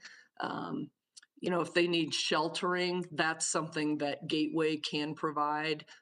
Things like maybe victims counseling, or working with the children of domestic violence. So they're really talking more about the cycle of violence and what that's like, and really work with victims if they wish to, about how to make a safety plan if in fact they are wanting or feeling like during the time period after an incident that they do not feel safe, or they don't want to return to the home. So those are the types of things that Gateway, as the community partner, talks with them about.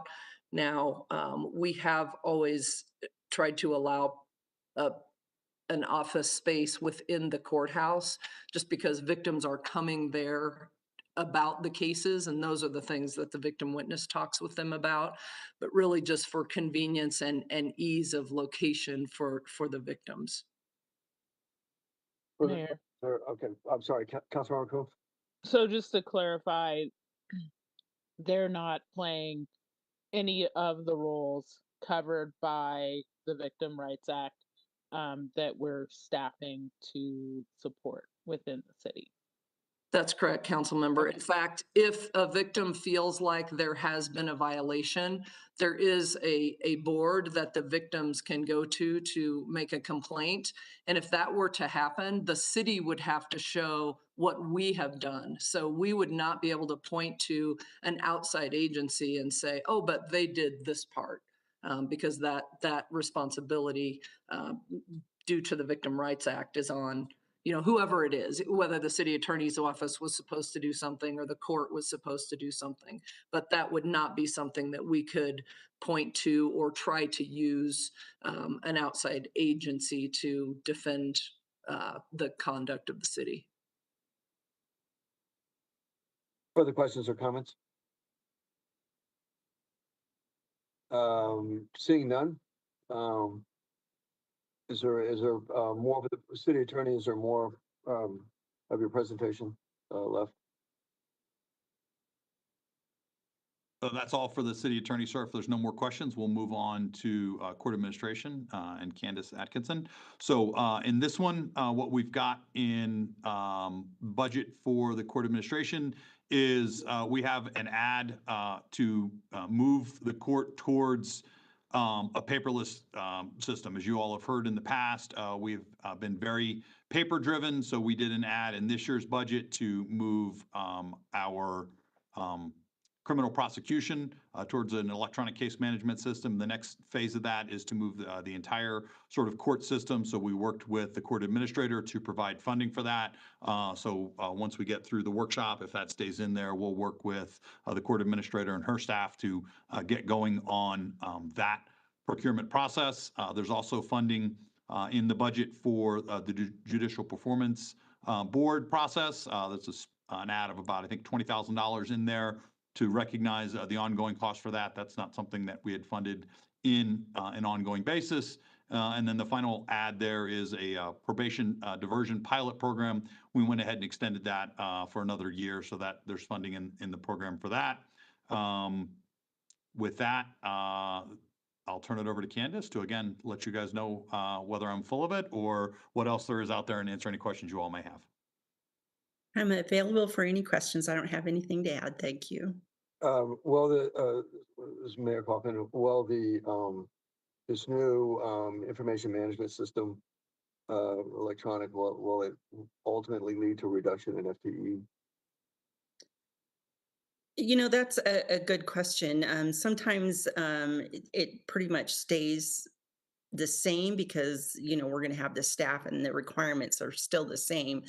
I don't expect it to, but we'll continue to watch it. And of course, with the time study that we have going, we'll have a little bit more basis on how much it takes per caseload. So we'll keep watching that and make any adjustments.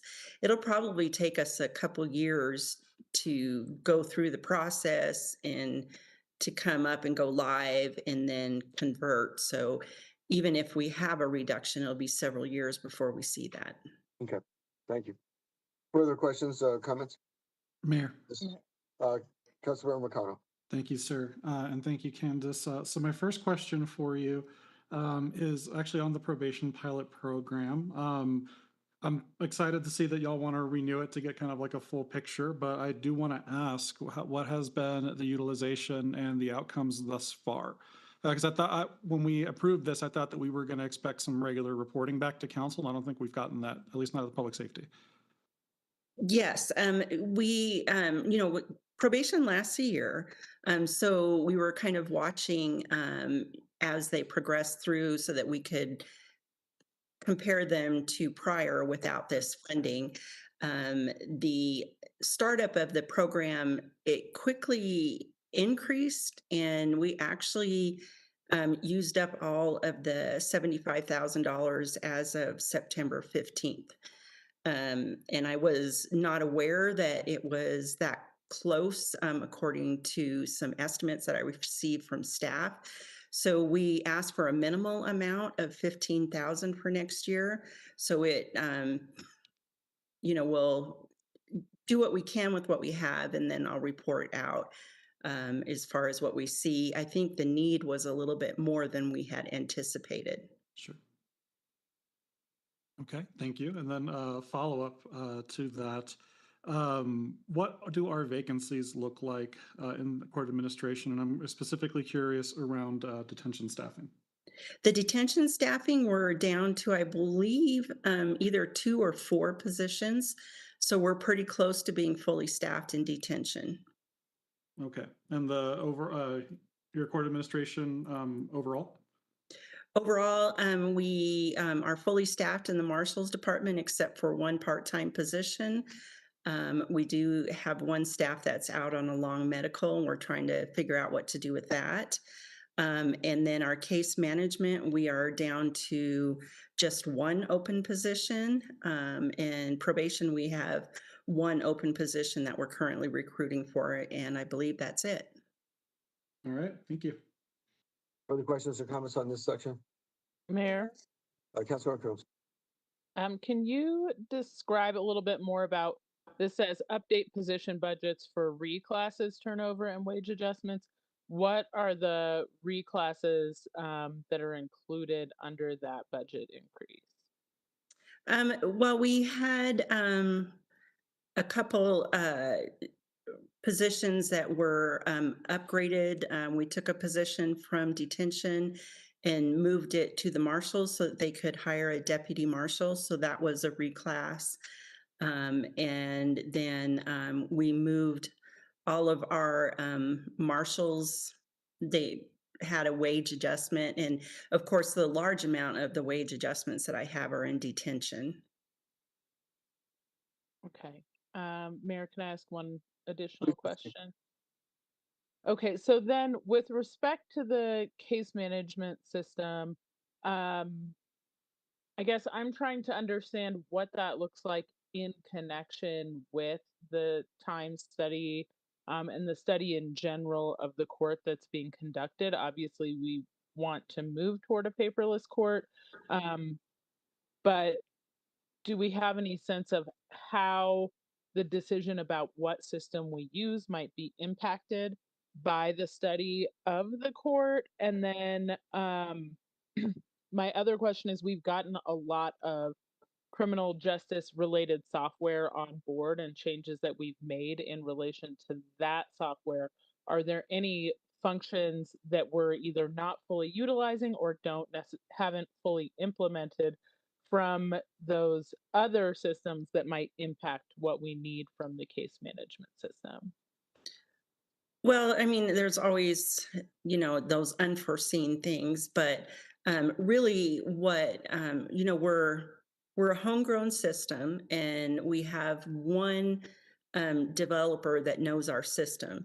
So really there's a lot of, we need to kind of move away from being reliant on an employee and try to go to a software that's supported by a vendor.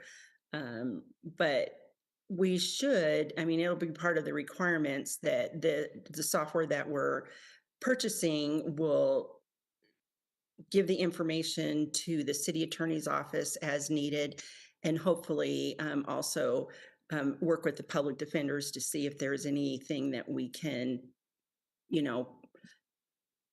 share in their system that would be beneficial to them. But most of the updates that we've done have not affected my system and our processes. As far as the time study is being done based on our current practices. So, it depends. Sometimes even though you go to a new system, you're doing more work, but in a different area. So until we know what we're using and what the requirements are and what the capabilities are, I really can't answer. Further questions or comments? Mayor? Councilmember Lawson. Yes, Candace, I have a question, and I could be in the wrong department, but I know that we're still getting comments from the community about the restorative justice program. And is that going to be in the court administration? And if so, I know that we're still getting like feedback, and that's like until the end of November. But then when the program is actually implemented, is that going to be in your department? And if so, how are we looking at FTEs for that, for the management of the program, or am I kind of off base on on that? I believe we decided to put that in the judges, Okay. but I could be wrong. I don't know if Judge Day is ready to answer that. Okay, so that's in the judge's budget then. It would be. It's not in there yet. This is, as you noted, they're still working to finalize that report. That's something we anticipate bringing to council later this year. I think some of the early discussions had been that this would probably operate similar to a specialty court. So we'd have staffing requirements for that in judicial. So those are preliminary, but obviously that'll be part of the discussion with council as that report comes forward. But Mayor, can I just ask a follow-up? But I know that it's going to be within the judges and we have a separate, but isn't that still within court administration though? And that would impact the budget? Well, it's in judicial, so it would be in their budget. It would not be in court administration.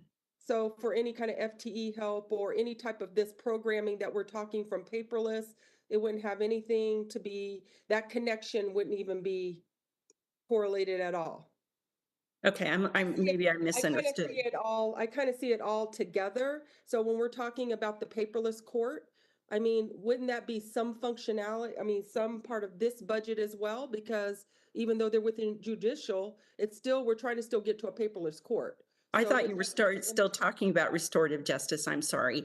Yes, this system and part of the requirements, it will be used by judicial staff and by court administration. Okay. And it is in my budget. I'm so sorry. Okay, no, you answered my question. Thank you. Further questions or comments on this section? Seeing none, thank you, Candace. We'll move on to the next section.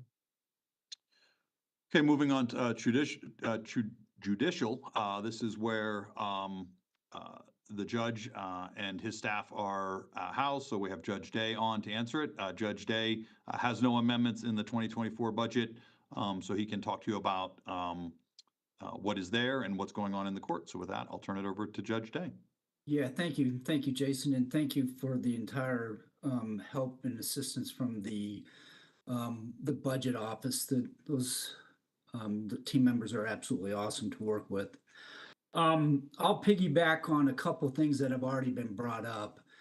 The court is in, as I've said for how many years now, in desperate need of going to a paperless system, and we anticipate moving forward and pushing forward with that in 2024. However, there are big changes coming to our court in 2024. We are completely redoing the way that cases are docketed and how they are handled. Now, part of that was at the mandate of House Bill 1222, to where we have vertical prosecution for domestic violence cases. We have met as a court and all of the department directors. We see that there is substantial benefit to going to vertical prosecution for all cases within our court. And so we are going to be implementing a new docketing system and how cases are handled for our entire court, something that has never been done in 30 plus years with our court. We're going to strict vertical prosecution, there will be a lot of time, effort. I don't believe any additional impact on budget, but there's going to be a sea change for our court coming in 2024. Now, I hope that in the course of that switch, it will also help us switch to the paperless system. The paperless system will help us become more efficient, just as the vertical prosecution system will help us become more efficient. When I say vertical prosecution, what I mean by that is that one prosecutor will handle the case from beginning to end, and it won't be given to another prosecutor if the case is continued or if the date is changed or if the trial date is changed. It will always be held and handled by a team of prosecutors that are familiar with that particular case. That's what I mean by vertical prosecution. That's huge, and I think that will be a great benefit to our court. Councilmember Lawson, as it relates to the restorative justice program, we've met with the consultant The report has been brought forth but not finalized yet. We've met as directors to decide where that restorative justice program will land. We've talked with other programs that have been out there and have been established for quite some time, specifically with Denver, which has their restorative justice coordinator housed within the prosecutor's office in Denver. We've also talked with Inglewood, and they've had their restorative justice coordinator housed within the judicial department. There are benefits to both landing spots for that coordinator. We've discussed it, and we are thinking it would be my thought that it would probably land with with the justice coordinator in the prosecutor's office. Denver's model has a lot of benefit to it, and I don't want to spend the time. I'm happy to meet with you or any other member that may have some interest in that to have further discussions about that. But that's more than likely where it will land, and then they'll bring on community partners from that coordinator's position within the prosecutor's division. But again, we haven't landed there just yet. That's kind of what we're leaning towards right now. But we're open to other thoughts and ideas as to where to put the restorative justice coordinator position. That's not included within the judicial budget right now, nor is it, I believe, included within Ms. Heckman's budget. It will depend on where that lands and how we go about building the program after we decide where that person's going to land. I hope that answers that question. What else? Did I miss anything else that other council members have asked of other directors that I'm happy to answer that you may have questions about? Further questions or comments? Judge Day, thanks a lot. Appreciate it. You're welcome. Absolutely.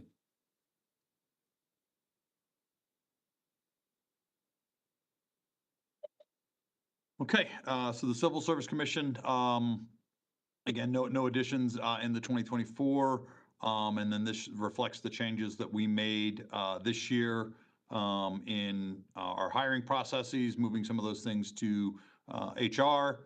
And so with that, I believe Matt Kane is on to answer any questions you may have for the Civil Service Administrator.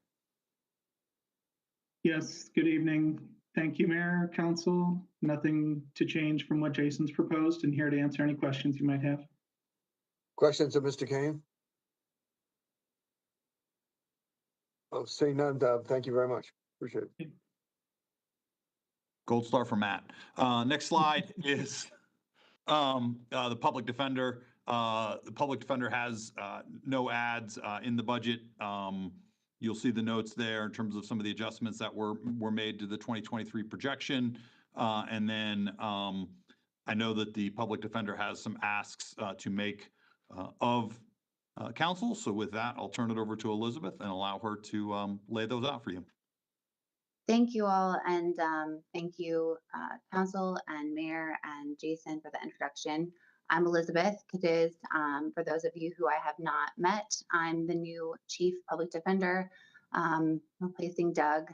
And as Jason said, that there are no 2024 amendments to the budget as of now, but I am asking, with the support of my commission, for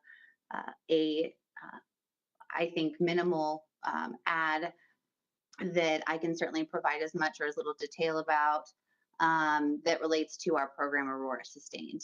We have a partnership with Aurora Mental Health that we have been implementing since 2021, where we are providing mental health screenings for in-custody defendants pre-arraignment every day through the work of one in-house mental health professional. That's a 30-hour VHBE, and the help of clinicians and therapists from Aurora Mental Health. Additionally, we are trying to streamline the competency process a bit and increase overall efficiency of the court and better meet the needs of those that come into contact with us, all of the court departments who are suffering from some of the most acute mental health illnesses. We are a little bit down the budget, the projected budget in 2023 is a bit less, or excuse me, the actual is a bit less because we did receive funding from the Colorado Competency Initiative. We did not spend all of it, and so we've rededicated some of those funds for 2024. That is because the funding that we've received from that organization is split actually between us and Aurora Mental Health, and they face some pretty significant work or staffing shortages. So on the whole, we don't have any amendments at present. We still have 3 sitting in the non-departmental that were placed there at the workshop last year, pending the outcome of the workload study. And we have the request, which I do have a next slide. I guess we could just move to that one, if you don't mind, Greg. Thank you so much. This is just a little bit of information about what I'll be asking for in more detail at the workshop, and to give you an idea of the work that we've been doing with Aurora Sustained. It's an amazing program. There's nothing like it in the city. I think that it wouldn't be possible without the cooperation of other members of our court, the city, judicial, court administration, certainly detention and marshals have been huge. But we are seeing what we anticipated seeing, which is a reduction in recidivism. And we believe that that's because of a sooner connection to mental health services.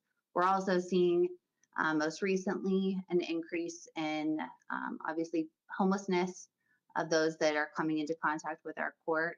One of the reasons that we are asking for this amendment is because even though we do have funding for up to 30 hours of that BHBE, because of a lot of the changes that you've heard about in the as a result of the domestic violence legislation, there's going to be no bond holds for all domestic violence cases.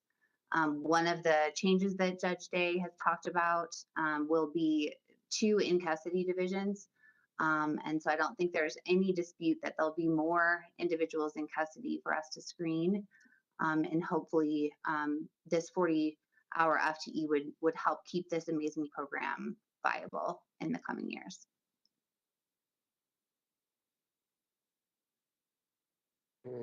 Questions for the public defender?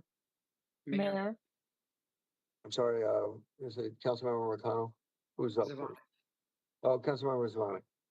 Yeah, this is not necessarily for the public defenders, but more for the interim city manager. It was referenced at the last workshop. There was direction given to the city manager to do a cost analysis of moving away from having an in-house public defender's office to the Alternative Defense Council, which the overwhelming majority of cities in Colorado use. I know that there has been some initial legwork done on that, which seems to suggest that there could be pretty significant savings to the city to move to that model. So I want to, before, and I'll bring it to the workshop, an amendment to this that would actually direct the city management to start with that process and have it in effect by January 1st of 2025 to make that change. But what I hope to see between now and then is just a little bit more of a fine point put on the actual cost savings that the city would see if we move toward that model. I understand the ask. It's something I think we'll have to work on between now and the workshop. May I just briefly make a brief comment? Please proceed. Thank you, Mayor. I just wanted to be clear that of the request, because the council members, Ivana, you've mentioned moving specifically to ADC, as in the Alternative Defense Council. I can tell you and something perhaps to inform the future request for an amendment. I can tell you that actually there was legislation this year that requires the state rate for contract counsel as directed by the Chief Justice Directive, which is a Colorado Supreme Court directive. There's an escalation clause actually now that will be in effect. So the hourly rates will be increasing $5 per year beginning next year. They're going to move to $100 per hour And actually, just based on our own case management system and the hours that we've tracked, I can share with City Council at this time that we're saving between $600,000 and $1 million yearly for in-house public defense. And that's merely because once you get into the world of contract, you're pursuant to this Chief Justice Directive, you're paying significantly more hourly and for time that is not capped or contained in any way. You have less control, certainly over what you're paying out, because for us, you're paying a set amount, regardless of the number of cases or the time that we spend on them. When you move to a contract system, you're paying hourly. The case caps, for instance, on a misdemeanor or petty offense go up to 4,000 something per case if it goes to trial. You're not paying anything close to that for what you have already built into your system. And certainly as the time, or excuse me, as the number of cases and the workload increases with the number of in custody defendants, you're only going to see an increase in that cost. Elizabeth, thank you. If you can certainly, if you can make sure that the Office of the City Manager is aware of that in terms of incorporating that into his analysis, that'd be helpful. We're not going to resolve the question tonight, though. Thank you, Mayor. I will do that. Thank you. Okay, further questions or comments? Mayor. Councilmember Coons. So I just want to look back at the previous screen, which shows both a decrease in budget and no request for any additional FTEs. That's correct, right? For moving into our Victim Rights Act compliant court and seeing a significant increase in individuals in custody, you are requesting no FTEs and no addition to the budget here. Thank you for the question, Councilmember Coombs. So we did not request additional FTEs prior to this request that is being made now, simply because our understanding was that the city wouldn't be entertaining those requests for the 2024 budget. We have 3 FTEs that we had previously supported with a workload study that we had done internally that remain in non-departmental. That need remains. And that, in addition to the mental health professional, would be our requested additions. But no, there are no 2024 amendments that have been approved by the city manager and are contained in the proposed budget.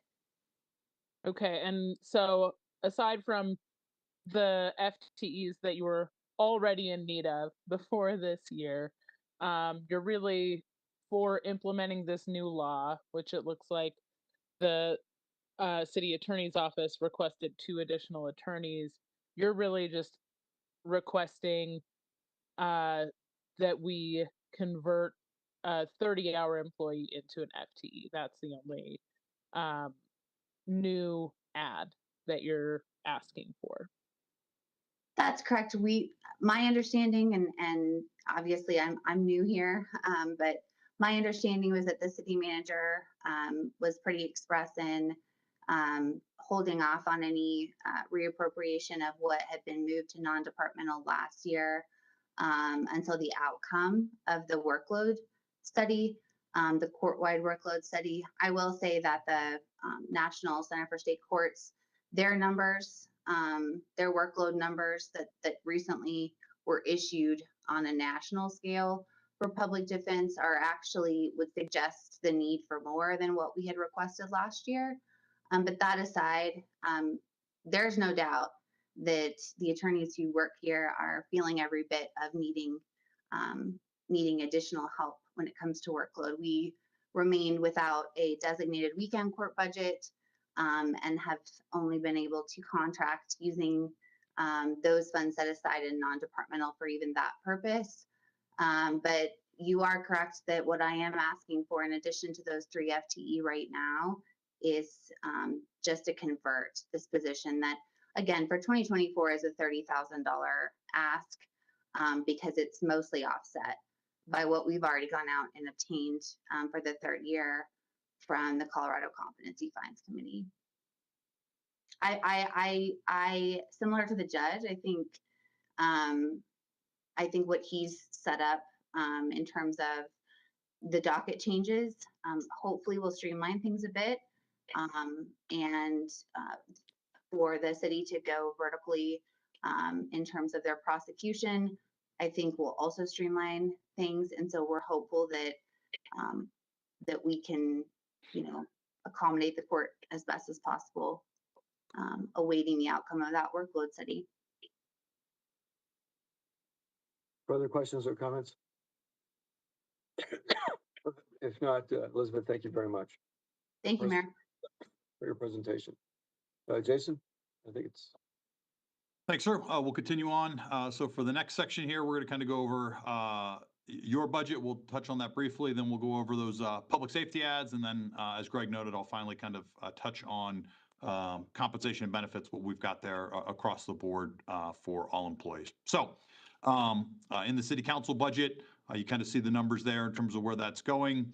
The big thing I will highlight for you all is there was $2.7 million that was in the 2023 budget that we put in the set aside. You all have programmed approximately 1.4 million of that. There's 1.3 million that was left. You told us to come back to you all later this year. So our thoughts are you can either decide to kind of include it in your budget deliberations as part of the 2024 budget, or we can take that forward after we could pick it up after the budget process, and you all can decide how to commit that or not commit that after the budget. But those funds remain there. And then finally, your dues and subscriptions and your line items that you all support each year are included in the detail breakout in Appendix 4 of the budget. So any questions on the council budget that I or Greg and his team can answer? Questions of staff? Seeing none, thank you. Okay. So the next one, we'll go through these in terms of highlights. The fire department has a significant number of ads. They've got 18 FTE that are being added. 12 of those are sworn firefighter positions. Those are intended to help with our overtime backfill. So right now we are really kind of burning our folks out from operationally because we're pulling them off the line to go to paramedic school or do training. Typically, we're backfilling them with folks that are having to pull overtime, or in some cases, where actually folks are going to school in one of their off days, and then they're really burning out. So Chief Otten and his team looked at this. They really think this will help with our operational tempo and really getting folks in terms of helping to address some of those burnout issues we're seeing. One of the other big ads here is we want to reestablish the emergency medical services branch in the fire department. So there are 4 civilian positions associated with that. And then they're going to also look to do some sworn to also reestablish a commander position in the department for that. And then the last 2 are a community educator for programming. And then we are also upgrading. We're actually taking one position that was out at Capstick that was a kind of a high-level position. We're splitting it into 2 FTE so that we actually have an additional facility maintenance technician out there at our training facility, which the fire department is currently running. So any questions on the operational numbers, or we can also have Chief Otten answer any questions on the fire side. For the Jason, the last FTE for facilities maintenance, is that a civilian or is that a firefighter? That is a civilian. That is a civilian position. Thank you. Questions or comments? Seeing none, thank you. We'll go to the next section. So on the police side, we also have the addition of 18 positions. These are all career, non-sworn positions, but they are all intended to help our police officers be on the street and provide better service to our community. So 5 positions are going to directly allow the redeployment of a sworn officer back to the street. We're going to replace that sworn position with a civilian. we're not eliminating the sworn position. We're just allowing them to redeploy back into a law enforcement capacity. We also have 9 positions that are going to be civilians that are going to directly support the department. And then we have 4 positions that are civilians that are going to address crime. That includes a crime analyst, a digital forensics examiner, and 2 victim advocates. So those are the 18 positions. One of the things we are doing is we also are maintaining funding in the impound lot to give relief for victims of auto theft. So it's a pilot program that you all funded this year. We have additional funding for next year to continue that program, so they're not having to pay the towing and 3 days of storage fees for those folks that have their car stolen. So we've got funding in there for that. And then finally, we do have funding in there for cyber check software, training, and investigative software and equipment for our department. So any questions on the police department in terms of those ads? Mayor. Councilmember McConnell. Thank you, sir. Thank you, Jason, for that overview. I'm going to put you on the spot tied to the impound lot relief. Where are we at with the impound lot study? Because I don't think I got the updated information from you yet. Yeah, so the draft is done right now. We have the draft from the consultant, and we are kind of beating their numbers up, going back and forth to make sure that we've got accurate reflection. So I think we should have that ready to go back to public safety here either in October or November at the latest. Okay, and did you reach out to adjoining jurisdictions as well to see if there's not yet? I want to kind of get the final numbers on our side and then reach out to them in terms of what we're seeing and see if there's interest from either Arapahoe or Adams counties to participate in some kind of centralized impound lot. Yeah, don't forget CSP. Okay. All right, thank you. Let me just say, I was happy to see today 2 civilian APD employees investigating a non-injury traffic accident. Yes, sir. So that's a program we've been stood up. We've got it staffed, and I think that's one of the success. And some of these additions in here are similar type services where we can have a civilian provide those services and keep our officers for higher priority calls. Great. Okay. Further questions or comments? Seeing none, thank you. Let's go to the next. The other and the final addition we have in the public safety area is actually in housing and community services, and that is the addition of funding for 1 more mobile response team. So we currently have 2. This expands us to 3, and the funding is in there for that. We will continue to expand both that program and the crisis response team. That's a multi-year program. So we do have funding for that program. We consider it a public safety function, even though it's not in one of our traditional public safety agencies, but they're doing great work, and this continues that expansion. So is that staffed by UC Health? Yes, sir. It's the UC Health provides the clinicians for both the crisis response team, and the crisis response team is a uniformed police officer and a clinician. The mobile response teams are a FALC, EMT paramedic, and a licensed clinician. So the reason we're not expanding the crisis response team right now is just given staffing within the police department. We'd have to identify another uniform body. So as we get back to closer to full staffing, that's probably a discussion for the 2025 budget and beyond. But we have had success with the mobile response team. So that's what this is. It's a UC Health clinician and a FALC EMT paramedic. Okay. Questions or comments? Seeing none, thank you. Okay. And then finally on my slide, and then you all can stop listening to me and listen to my smarter colleagues, Laura and Roberto. So compensation and benefits.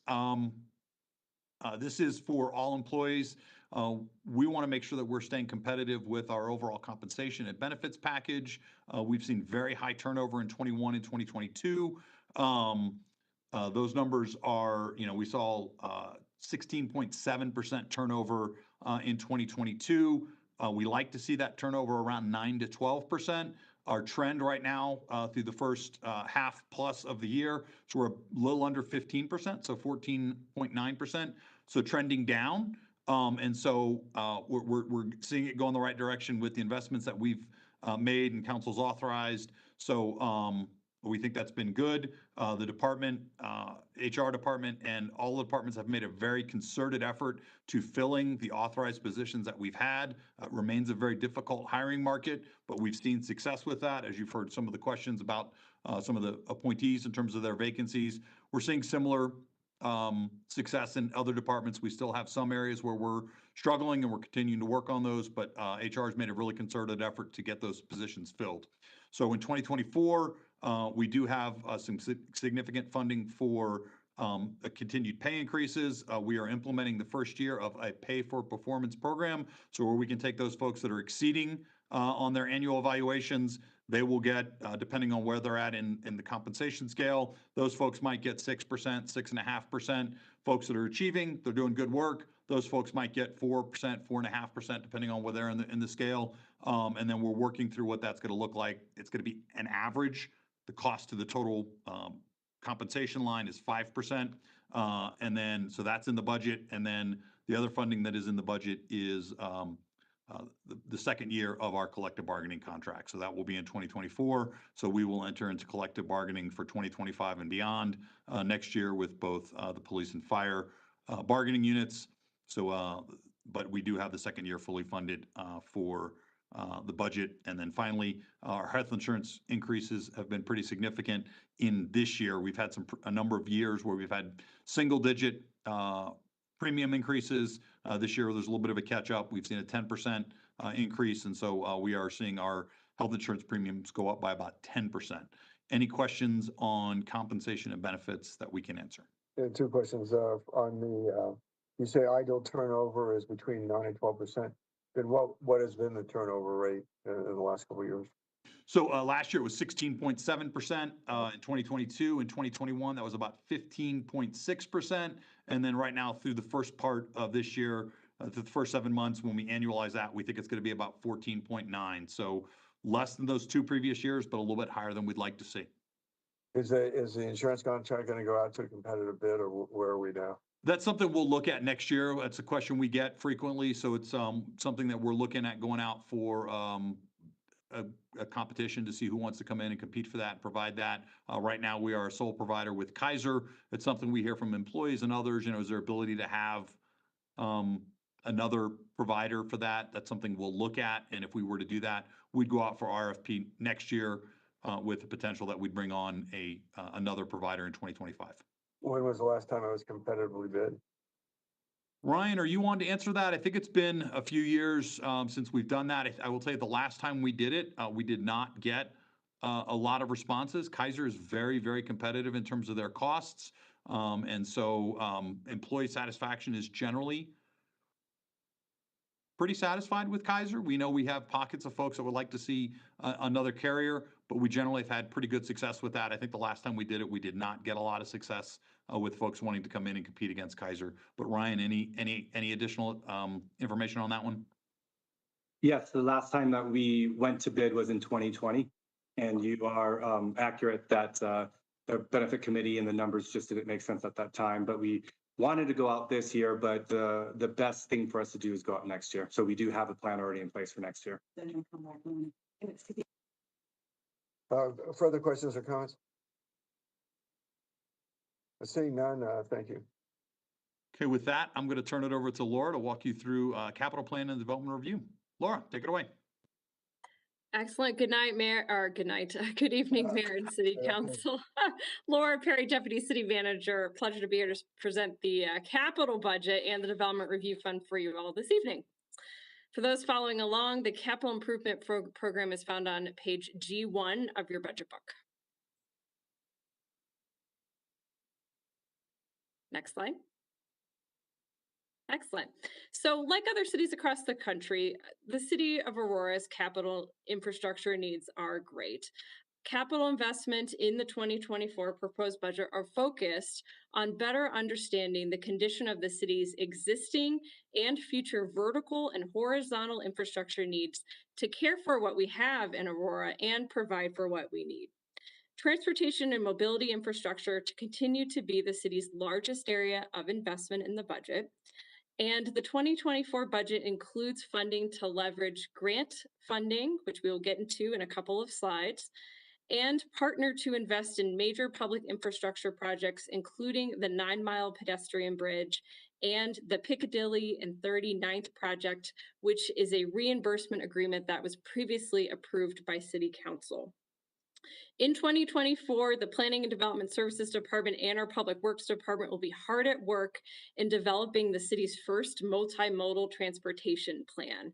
The plan is anticipated to be complete in September of 2025, and we're actually kicking off that work tomorrow. The Capital 5-Year program includes funding in 2027 and 2028 to augment our annual transportation capital programs to implement recommendations from the transportation plan. The city's facilities are also critical to the operations and services we provide to our residents. The 2024 budget includes funding to complete and invest in the city's first public safety facility capital master plan, which will evaluate the immediate and long-term needs of our Aurora Police Department, Aurora Fire Rescue, and 911 facilities.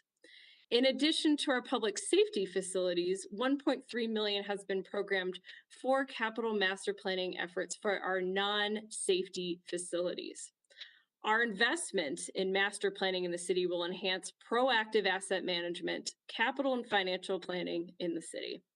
And similar to public safety, funding is included in 2027 and 2028 in the 5-year plan to begin to implement the most pressing recommendations of the non-safety facility improvement master planning efforts.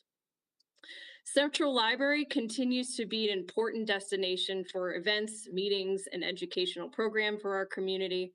The demand for meeting space in the Central Library has continued to grow now that we're post-pandemic. And to meet those demands, the 2024 budget includes $250,000 to enhance our community room at the Central Library. And last but not least, for PROS, we are increasing the capital project investment and appropriations over the 5 years in PROS capital projects and park development projects. Next slide, Greg. So as I referenced earlier on the previous slide, the city has had a lot of success to date over the last year in pursuing DRCOG Transportation Improvement Program funding, of which City Council will see our matching funds, which will leverage over $22.7 million in grant funding to complete priority transportation projects. We are looking to continue to pursue state and federal grants, and the receipt of these funds through the DRCOG TIP process will position the city to go for discretionary federal capital funding and have successful pursuits in doing so. Next slide. Focusing now more on the specific departments themselves for Public Works, we have $117.5 million in the Capital Projects Fund Plan from 2024 to 2028. And the majority of the funding in the Capital Projects Fund is for ongoing programs such as security enhancements, other transportation improvements, alley paving, traffic signal construction and maintenance, and council priority projects.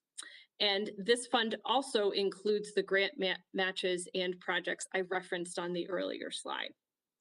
The $117.5 million in the Capital Projects Fund includes a $37.4 million increase for the 5-year plan, which consists of $21.6 million for the local matches for the grants and $10.8 million in 2028 for routine capital programs, so in the out years.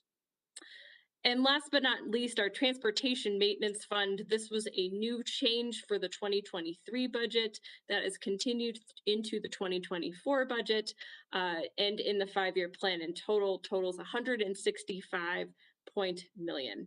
And the planned spending of $166.5 million over the next 5 years will be sufficient to keep the city's pavement condition index at the council established target level of 73.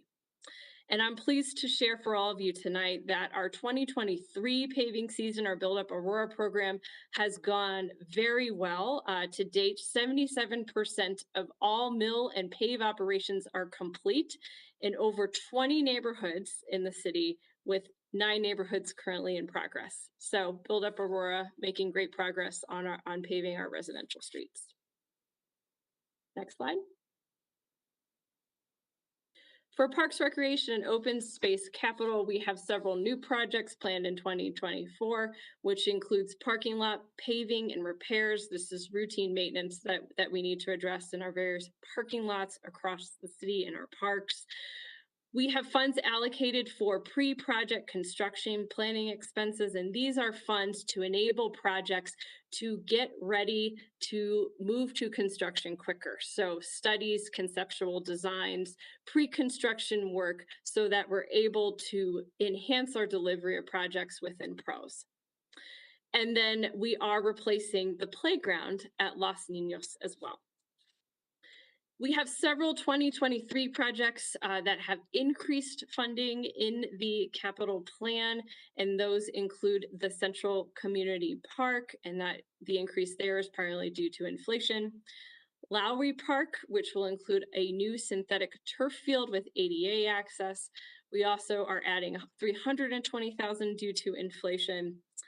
The Highline Canal Underpass, these are matching funds to leverage TIP grant funds that we received through Dr. Cog. The Plains Conservation Center, this project includes a 1-mile trail system with nodes for education and interpretation, and this is augmented by a grant from Arapahoe County. And then last major project is our Richard Gary Black Jr. Nature Play Area at Star Park Ranch, and that is a new nature play area with an adjacent outdoor classroom, which will be adjacent to the Morrison Nature Center. And we added an additional $400,000 due to bids coming in higher. So you're noting a common trend of cost increases due to construction, market, and inflation factors on our planned projects.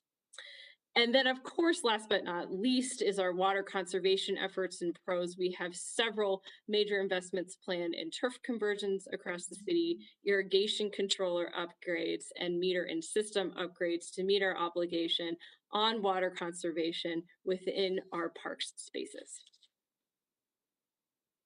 Next slide.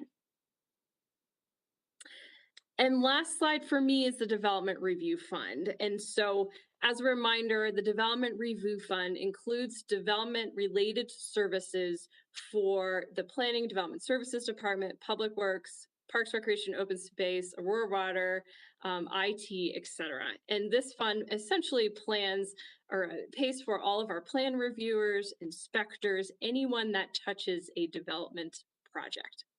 And within the fund itself, we've continued to see a sustained workload. Plans and workload for new land entitlement approvals were down earlier this year, but as of the last several months, we've seen an uptick in workload in the fund. So a slight softening, a slight uptick, and as a result of that, and with single family home permits being down, we have seen a reduction in revenues in this fund. And as such, the available funds to support our expenditures have also gone down in this fund. So what council will see in the 2024 budget is a slight increase in revenue, nominal amount at 3.2%, to follow current trends that we're seeing in workload coming through the door, but also a balancing of expenditures where we did have to reduce some expenditures across contracted services, adding budgeted vacancy savings and transferring a couple positions out to ensure that the fund remains financially balanced. And we've worked with departments to develop alternative operational measures to support our plan review workload and ensure there is not an impact on our development community with these slight reductions. And that concludes my part of the presentation. Questions of Laura or comments? Mayor? Councilmember Bergen. Thank you. Thank you, Laura. I have a question on parks, open space and recreation. Because earlier we were talking about impact fees. The parks that you mentioned, Lowry Park, Central, how are those funded?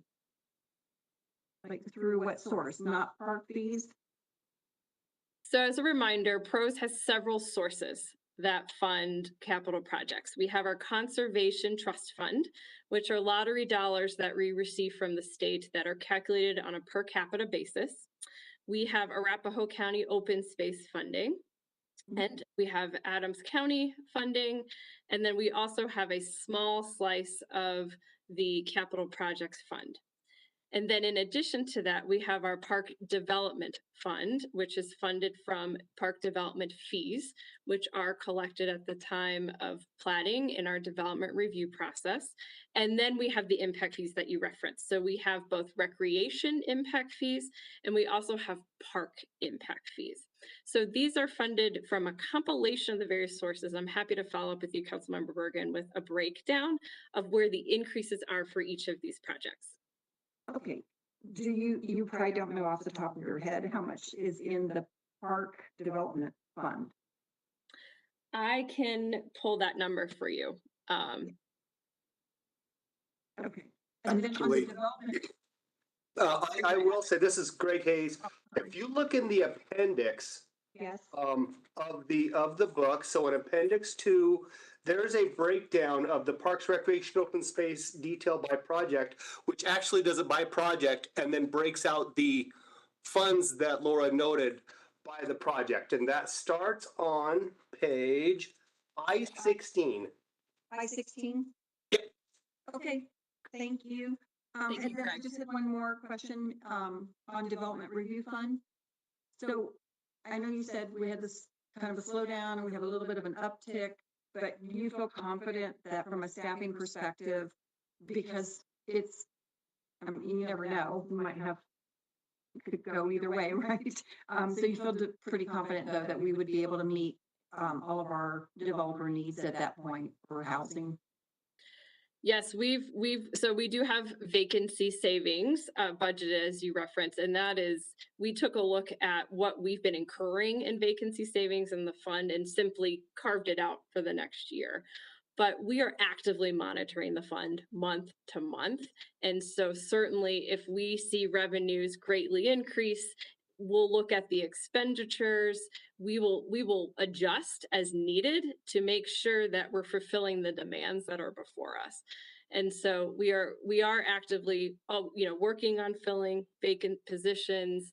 As I mentioned, we've worked with departments to understand what vacancies they have, contracted services, how we're augmenting those vacancies. And we feel confident with the financial plan put forward that we'll continue to be able to address the needs and of course, monitor and adjust as those needs should change. All right, thank you. Further questions or comments? Thank you very much, Laura. And now we'll turn it over to Roberto Venegas to go over, as you can see, those items there. So Roberto, take it away. Good evening, Mayor and members of Council. Roberto Venegas, Deputy City Manager. I'll be covering a few areas in my portfolio as well as some non-departmental budget matters. Next slide. So just to reiterate, one of the major focuses in this budget that you'll see is some focus on animal services and in the animal shelter and making some improvements and providing some budget resources in outgoing years to address the needs at the shelter. The first order of business is the shelter renovation. As many of you know, the shelter was built in 1983. It's a 40-year-old shelter. Some of the pack flow requirements to be upgraded, HVAC, the kennels, some basic improvements to the facility are necessary, both to improve the functioning and the efficiency of the facility, but also just for capacity issues as well. So we are doing a combination of funds that you'll see in the budget, ARPA funds, which the City Council allocated about $1.4 million previously. That's in the budget. We anticipate needing about another $1.5 to $1.7 million to complete an approximate project of about $3 million. And we will supplement the ARPA funds with capital impact fees. And depending on how the design and construction costs pan out, we'll use that as the balance. So those two funds, the ARPA and the capital impact fees, to do that. We have gone out to RFP for a design that in process. We hope to have somebody selected and a agreement executed by the end of this month for them to begin work in the fall for a design. Subsequent to the design, obviously, will be the construction bid in 2024, hopefully. With the industry right now and where things are at, very difficult to find construction and bids in a timely fashion. So we're hoping to expedite, but anticipate breaking ground hopefully the end of 2024, but likely into 2025. But we do have budget for the design as well as the construction costs moving forward. In addition, current needs at the shelter capacity, as many of you know, we're closed on Wednesday still. We have, as every facility does in the Denver metro region, lots of capacity issues. So we're currently looking for a temporary satellite site shelter to alleviate some of that pressure, maybe provide some foster and adoption opportunities at a location in Aurora. So we are looking for a site. We will set aside some budget in 2024 to meet that need. Also on the, aside from the capital costs, we have some operational budget amendments. We're going to add 3 staff, 2 in the foster volunteer area. We currently don't have anybody dedicated to that. As you know, the foster program, volunteer program are key to alleviate some of the capacity issues. The sooner we can get animals and volunteers and foster folks involved to take animals out of the shelter, the sooner we can increase capacity and bring in other animals as needed. So we're proposing 2 FTE to kind of plus up and build a good, robust volunteer and foster program. The 3rd FTE is in the behavioral behavioral transfer assistant and behavioral assessment. As the animals come in, many of you know, the sooner we can get them assessed for behavior, the sooner we can get them ready for for adoption or foster.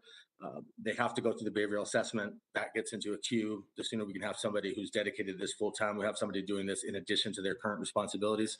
So having somebody dedicated to this will allow for capacity issues to be addressed.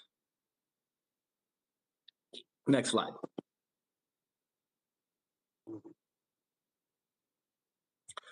I won't belabor this slide because we talked about it last night, but for the public, the Marijuana Tax Revenue Fund, we have market pressures on this as a result of some industry decline in revenue and recreational sales. I won't go through all of it. We talked about it last night.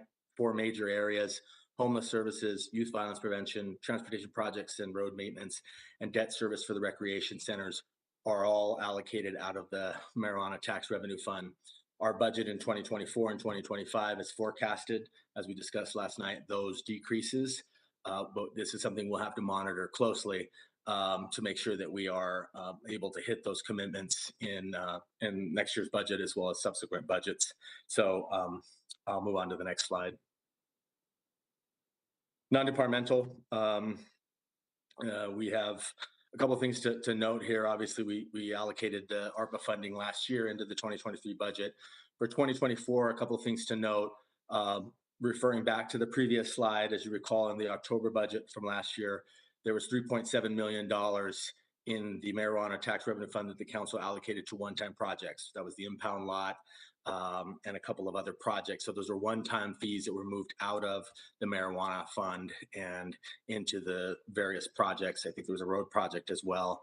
And those were decisions that the council made last budget workshop. So that's reflected in the non-departmental. So the other item to note is the citywide training.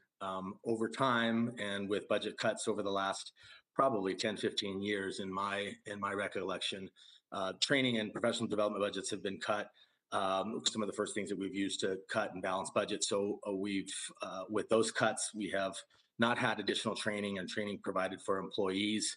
So we are transferring funds into the various departments to provide training resources for employees with a hope that, increasing knowledge, increasing professionalism and customer service and standards, and increasing our employee knowledge base through training will improve customer service while also, I think, investing in our employees. So some of that transfer you'll see here in the various departments from the various funds into the departments for employee training. And with that, I think that was my last slide. I'll stand for questions. Questions of Roberto? Or Mayor. comments? Councilmember Lawson? Yeah, Roberto, what happened to the funding to the rest of the funding? Remember, we were doing the ARPA NOFA grants, but we didn't approve all of those grants. So, and I don't know what that balance was that we didn't approve, but where is that money and what is being done with that? So, and that's just, you're speaking to all the ARPA funds. So we allocated of the 47 million, the total pot, is that to be clear? Well, it was the ones that we did all of the grants. We didn't approve every single the grants for the NOFO in that one cycle, the last cycle. So there was some money that was left over, I'm assuming, because we didn't approve. So I don't know if you're looking at it from an overall pot or just, I may be looking at from a more of a, that particular NOFO. So just to be clear, are you talking about the NOFO for youth development, youth violence prevention? Or are you talking about the ARPA? Okay, so all the ARPA funds, the business security grants, all those other grants, all of that has just been what we didn't allocate because there was no longer a need or we ended the cycles for whatever reason is back in the ARPA funds. So we have those unallocated in various programs. Most of them have been allocated, some of them have not. Some of them are programs that are not yet. We don't yet know the dollar amount. For example, the Navigation Center, we don't have the firm numbers, but the funds that were NOFOs that have unallocated are back in the ARPA funds and will come back to council with your direction to reallocate those funds. Those funds are flexible. You can move them out of those NOFA programs into another priority project. We certainly have some needs that we could probably recommend for sure. But yes, that pot of money, and we can get you those dollar amounts of how much is in the unallocated, and it would be back to council to reallocate those funds to get us staff more direction. Mayor, can I just ask a follow-up? Where is that in the budget book? So you're telling me right now that what I just discussed and what you just told me is not in the budget book of what we have left over?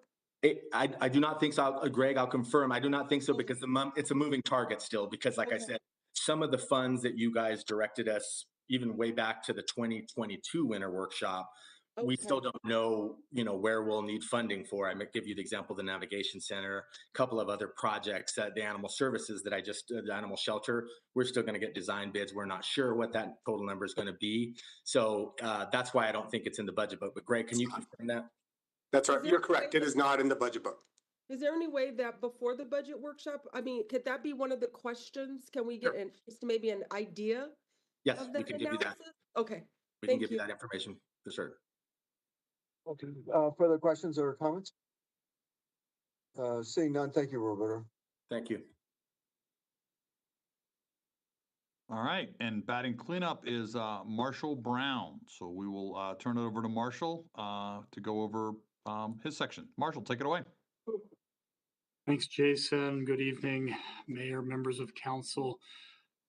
Fortunately, I'm not going to get into a ton of detail tonight. As you heard from Greg early on, the water budget, both in the capital side and the operating side, those budgets are significant. They're tied to our rates and fees. So I'm going to highlight a couple of things tonight in our operating budget and some of our capital program, and then talk about a schedule to come back to council with a bunch of additional detail associated with our rate and fee process. So next slide.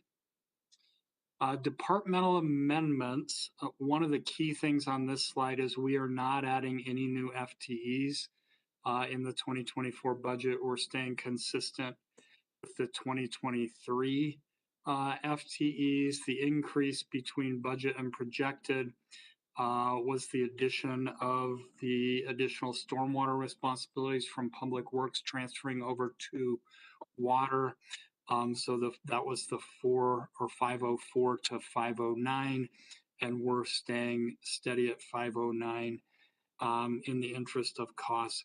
One of the other things you'll see on here is that overall, the utilities operating costs have gone up on average almost 11%, so 10.8% over the last year. That includes areas like chemicals, electricity, Some of those have gone up more than the 10 or 11%. Some have gone up a little bit less. Personnel services have gone up on the magnitude of about that same cost. So that's included in the budget in spite of that 10 to 11% cost increase.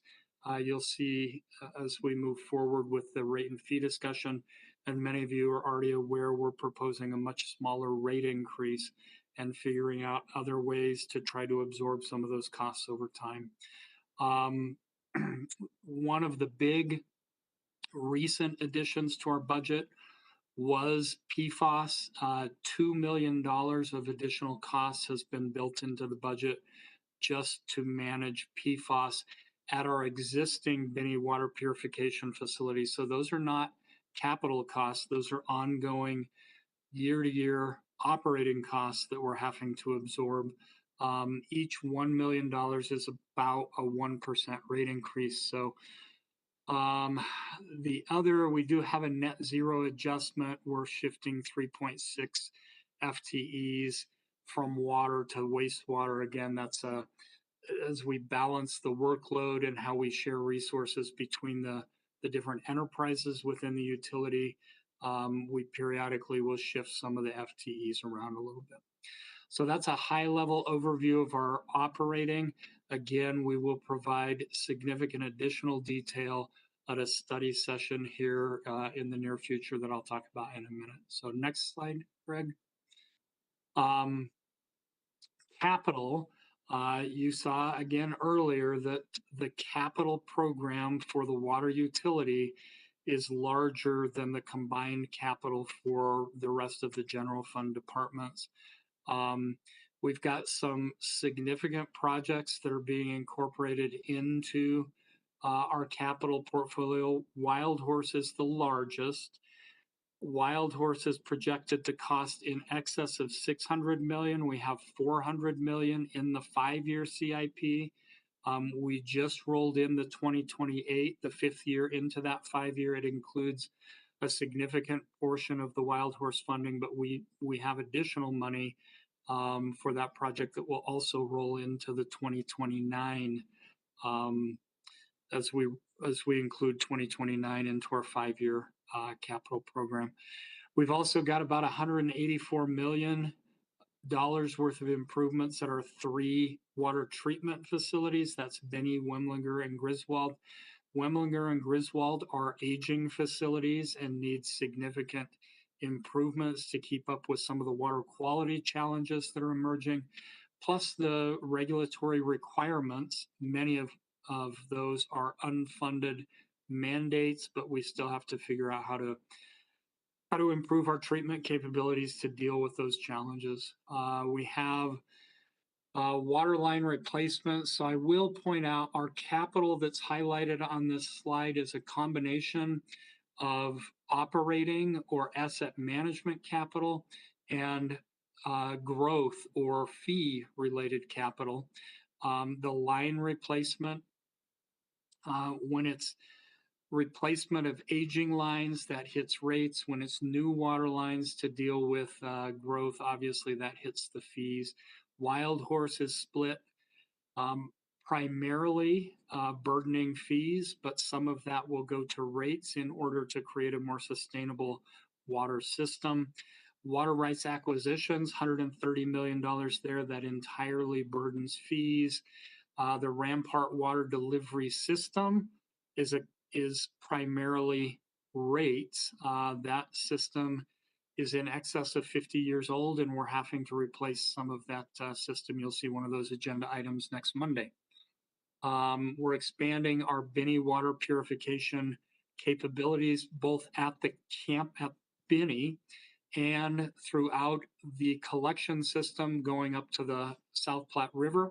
So we've got roughly $40 million programmed to install new riverbank filtration wells and increase capabilities to get our used water out of the South Platte River. Pump station improvements, we've got $12 million programmed for lead service lines. We're also pursuing federal grant money there to supplement that. And hopefully, best case scenario, we don't have to spend the 12 million of our own money we have programmed. And we are starting to look at the feasibility and permitting associated with direct potable reuse. So there will be some costs there. In the long term, we think that will result in cost savings. But upfront, we're going to have to invest some money to get that program up and going. On the wastewater side, you see some significant capital projects over there as well, highlighted by some of the new infrastructure that we're having to install in the Northeast Corridor to deal with growth up in that corridor. The wastewater program does include stormwater and sewer. So you'll see a few of those projects highlighted there as well. And again, next slide highlights,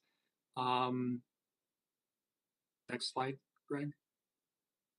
The next slide highlights our water rates and where, with the new rate increase, even where we would be compared to neighboring utilities. So during the Citizen Water Advisory Commission presentation, you saw the comparison of our fees relative to our neighbors. This shows our rates. We're very competitive in the lower third of rates. This is a combined rate, water, wastewater, and stormwater. And the red on here shows our proposed rate increase, where we would land. The blue representing everybody else, this does not yet include where they're going to land with their increases. So I'll be shocked if we move up one. Generally, we're staying pretty steady on where we are compared to our neighbors, as they're all having to increase their rates as well. Finally, the last slide shows our proposed schedule. So we have presented a lot of budget details to the Citizen Water Advisory Committee. As you heard about earlier, we've been to water policy a couple of times now, and we're planning to come to study session on October 16th with all of the details behind our rates and our fees. We're also planning to go to the Development Community Joint Task Force on October 26th. They're aware of some of what's coming, but we'll walk through the remaining details with them, and then would come to council in late October with the proposed rate increases after sharing the details at study. So with that, happy to answer any questions, with a little bit of a caveat that we will be bringing a bunch of additional details forward later. Questions to Marshall? Comments? Thanks, Marshall. Appreciate it. Thank you. Great job. Anything else? With that, we just have the budget calendar. September 30th is the Saturday, which we love the most, the fall budget workshop. After that, we're going to have the introduction of ordinances on October 23rd and the final readings on November 27th. So with that, we'll open it up to any questions for you. Questions of Greg? Okay, seeing none. Thanks, Greg. Thanks, Jason. Thanks, everybody. Thank you. Tonight. Thank you. Have a good night. Thanks, everybody. Well. Good night, all.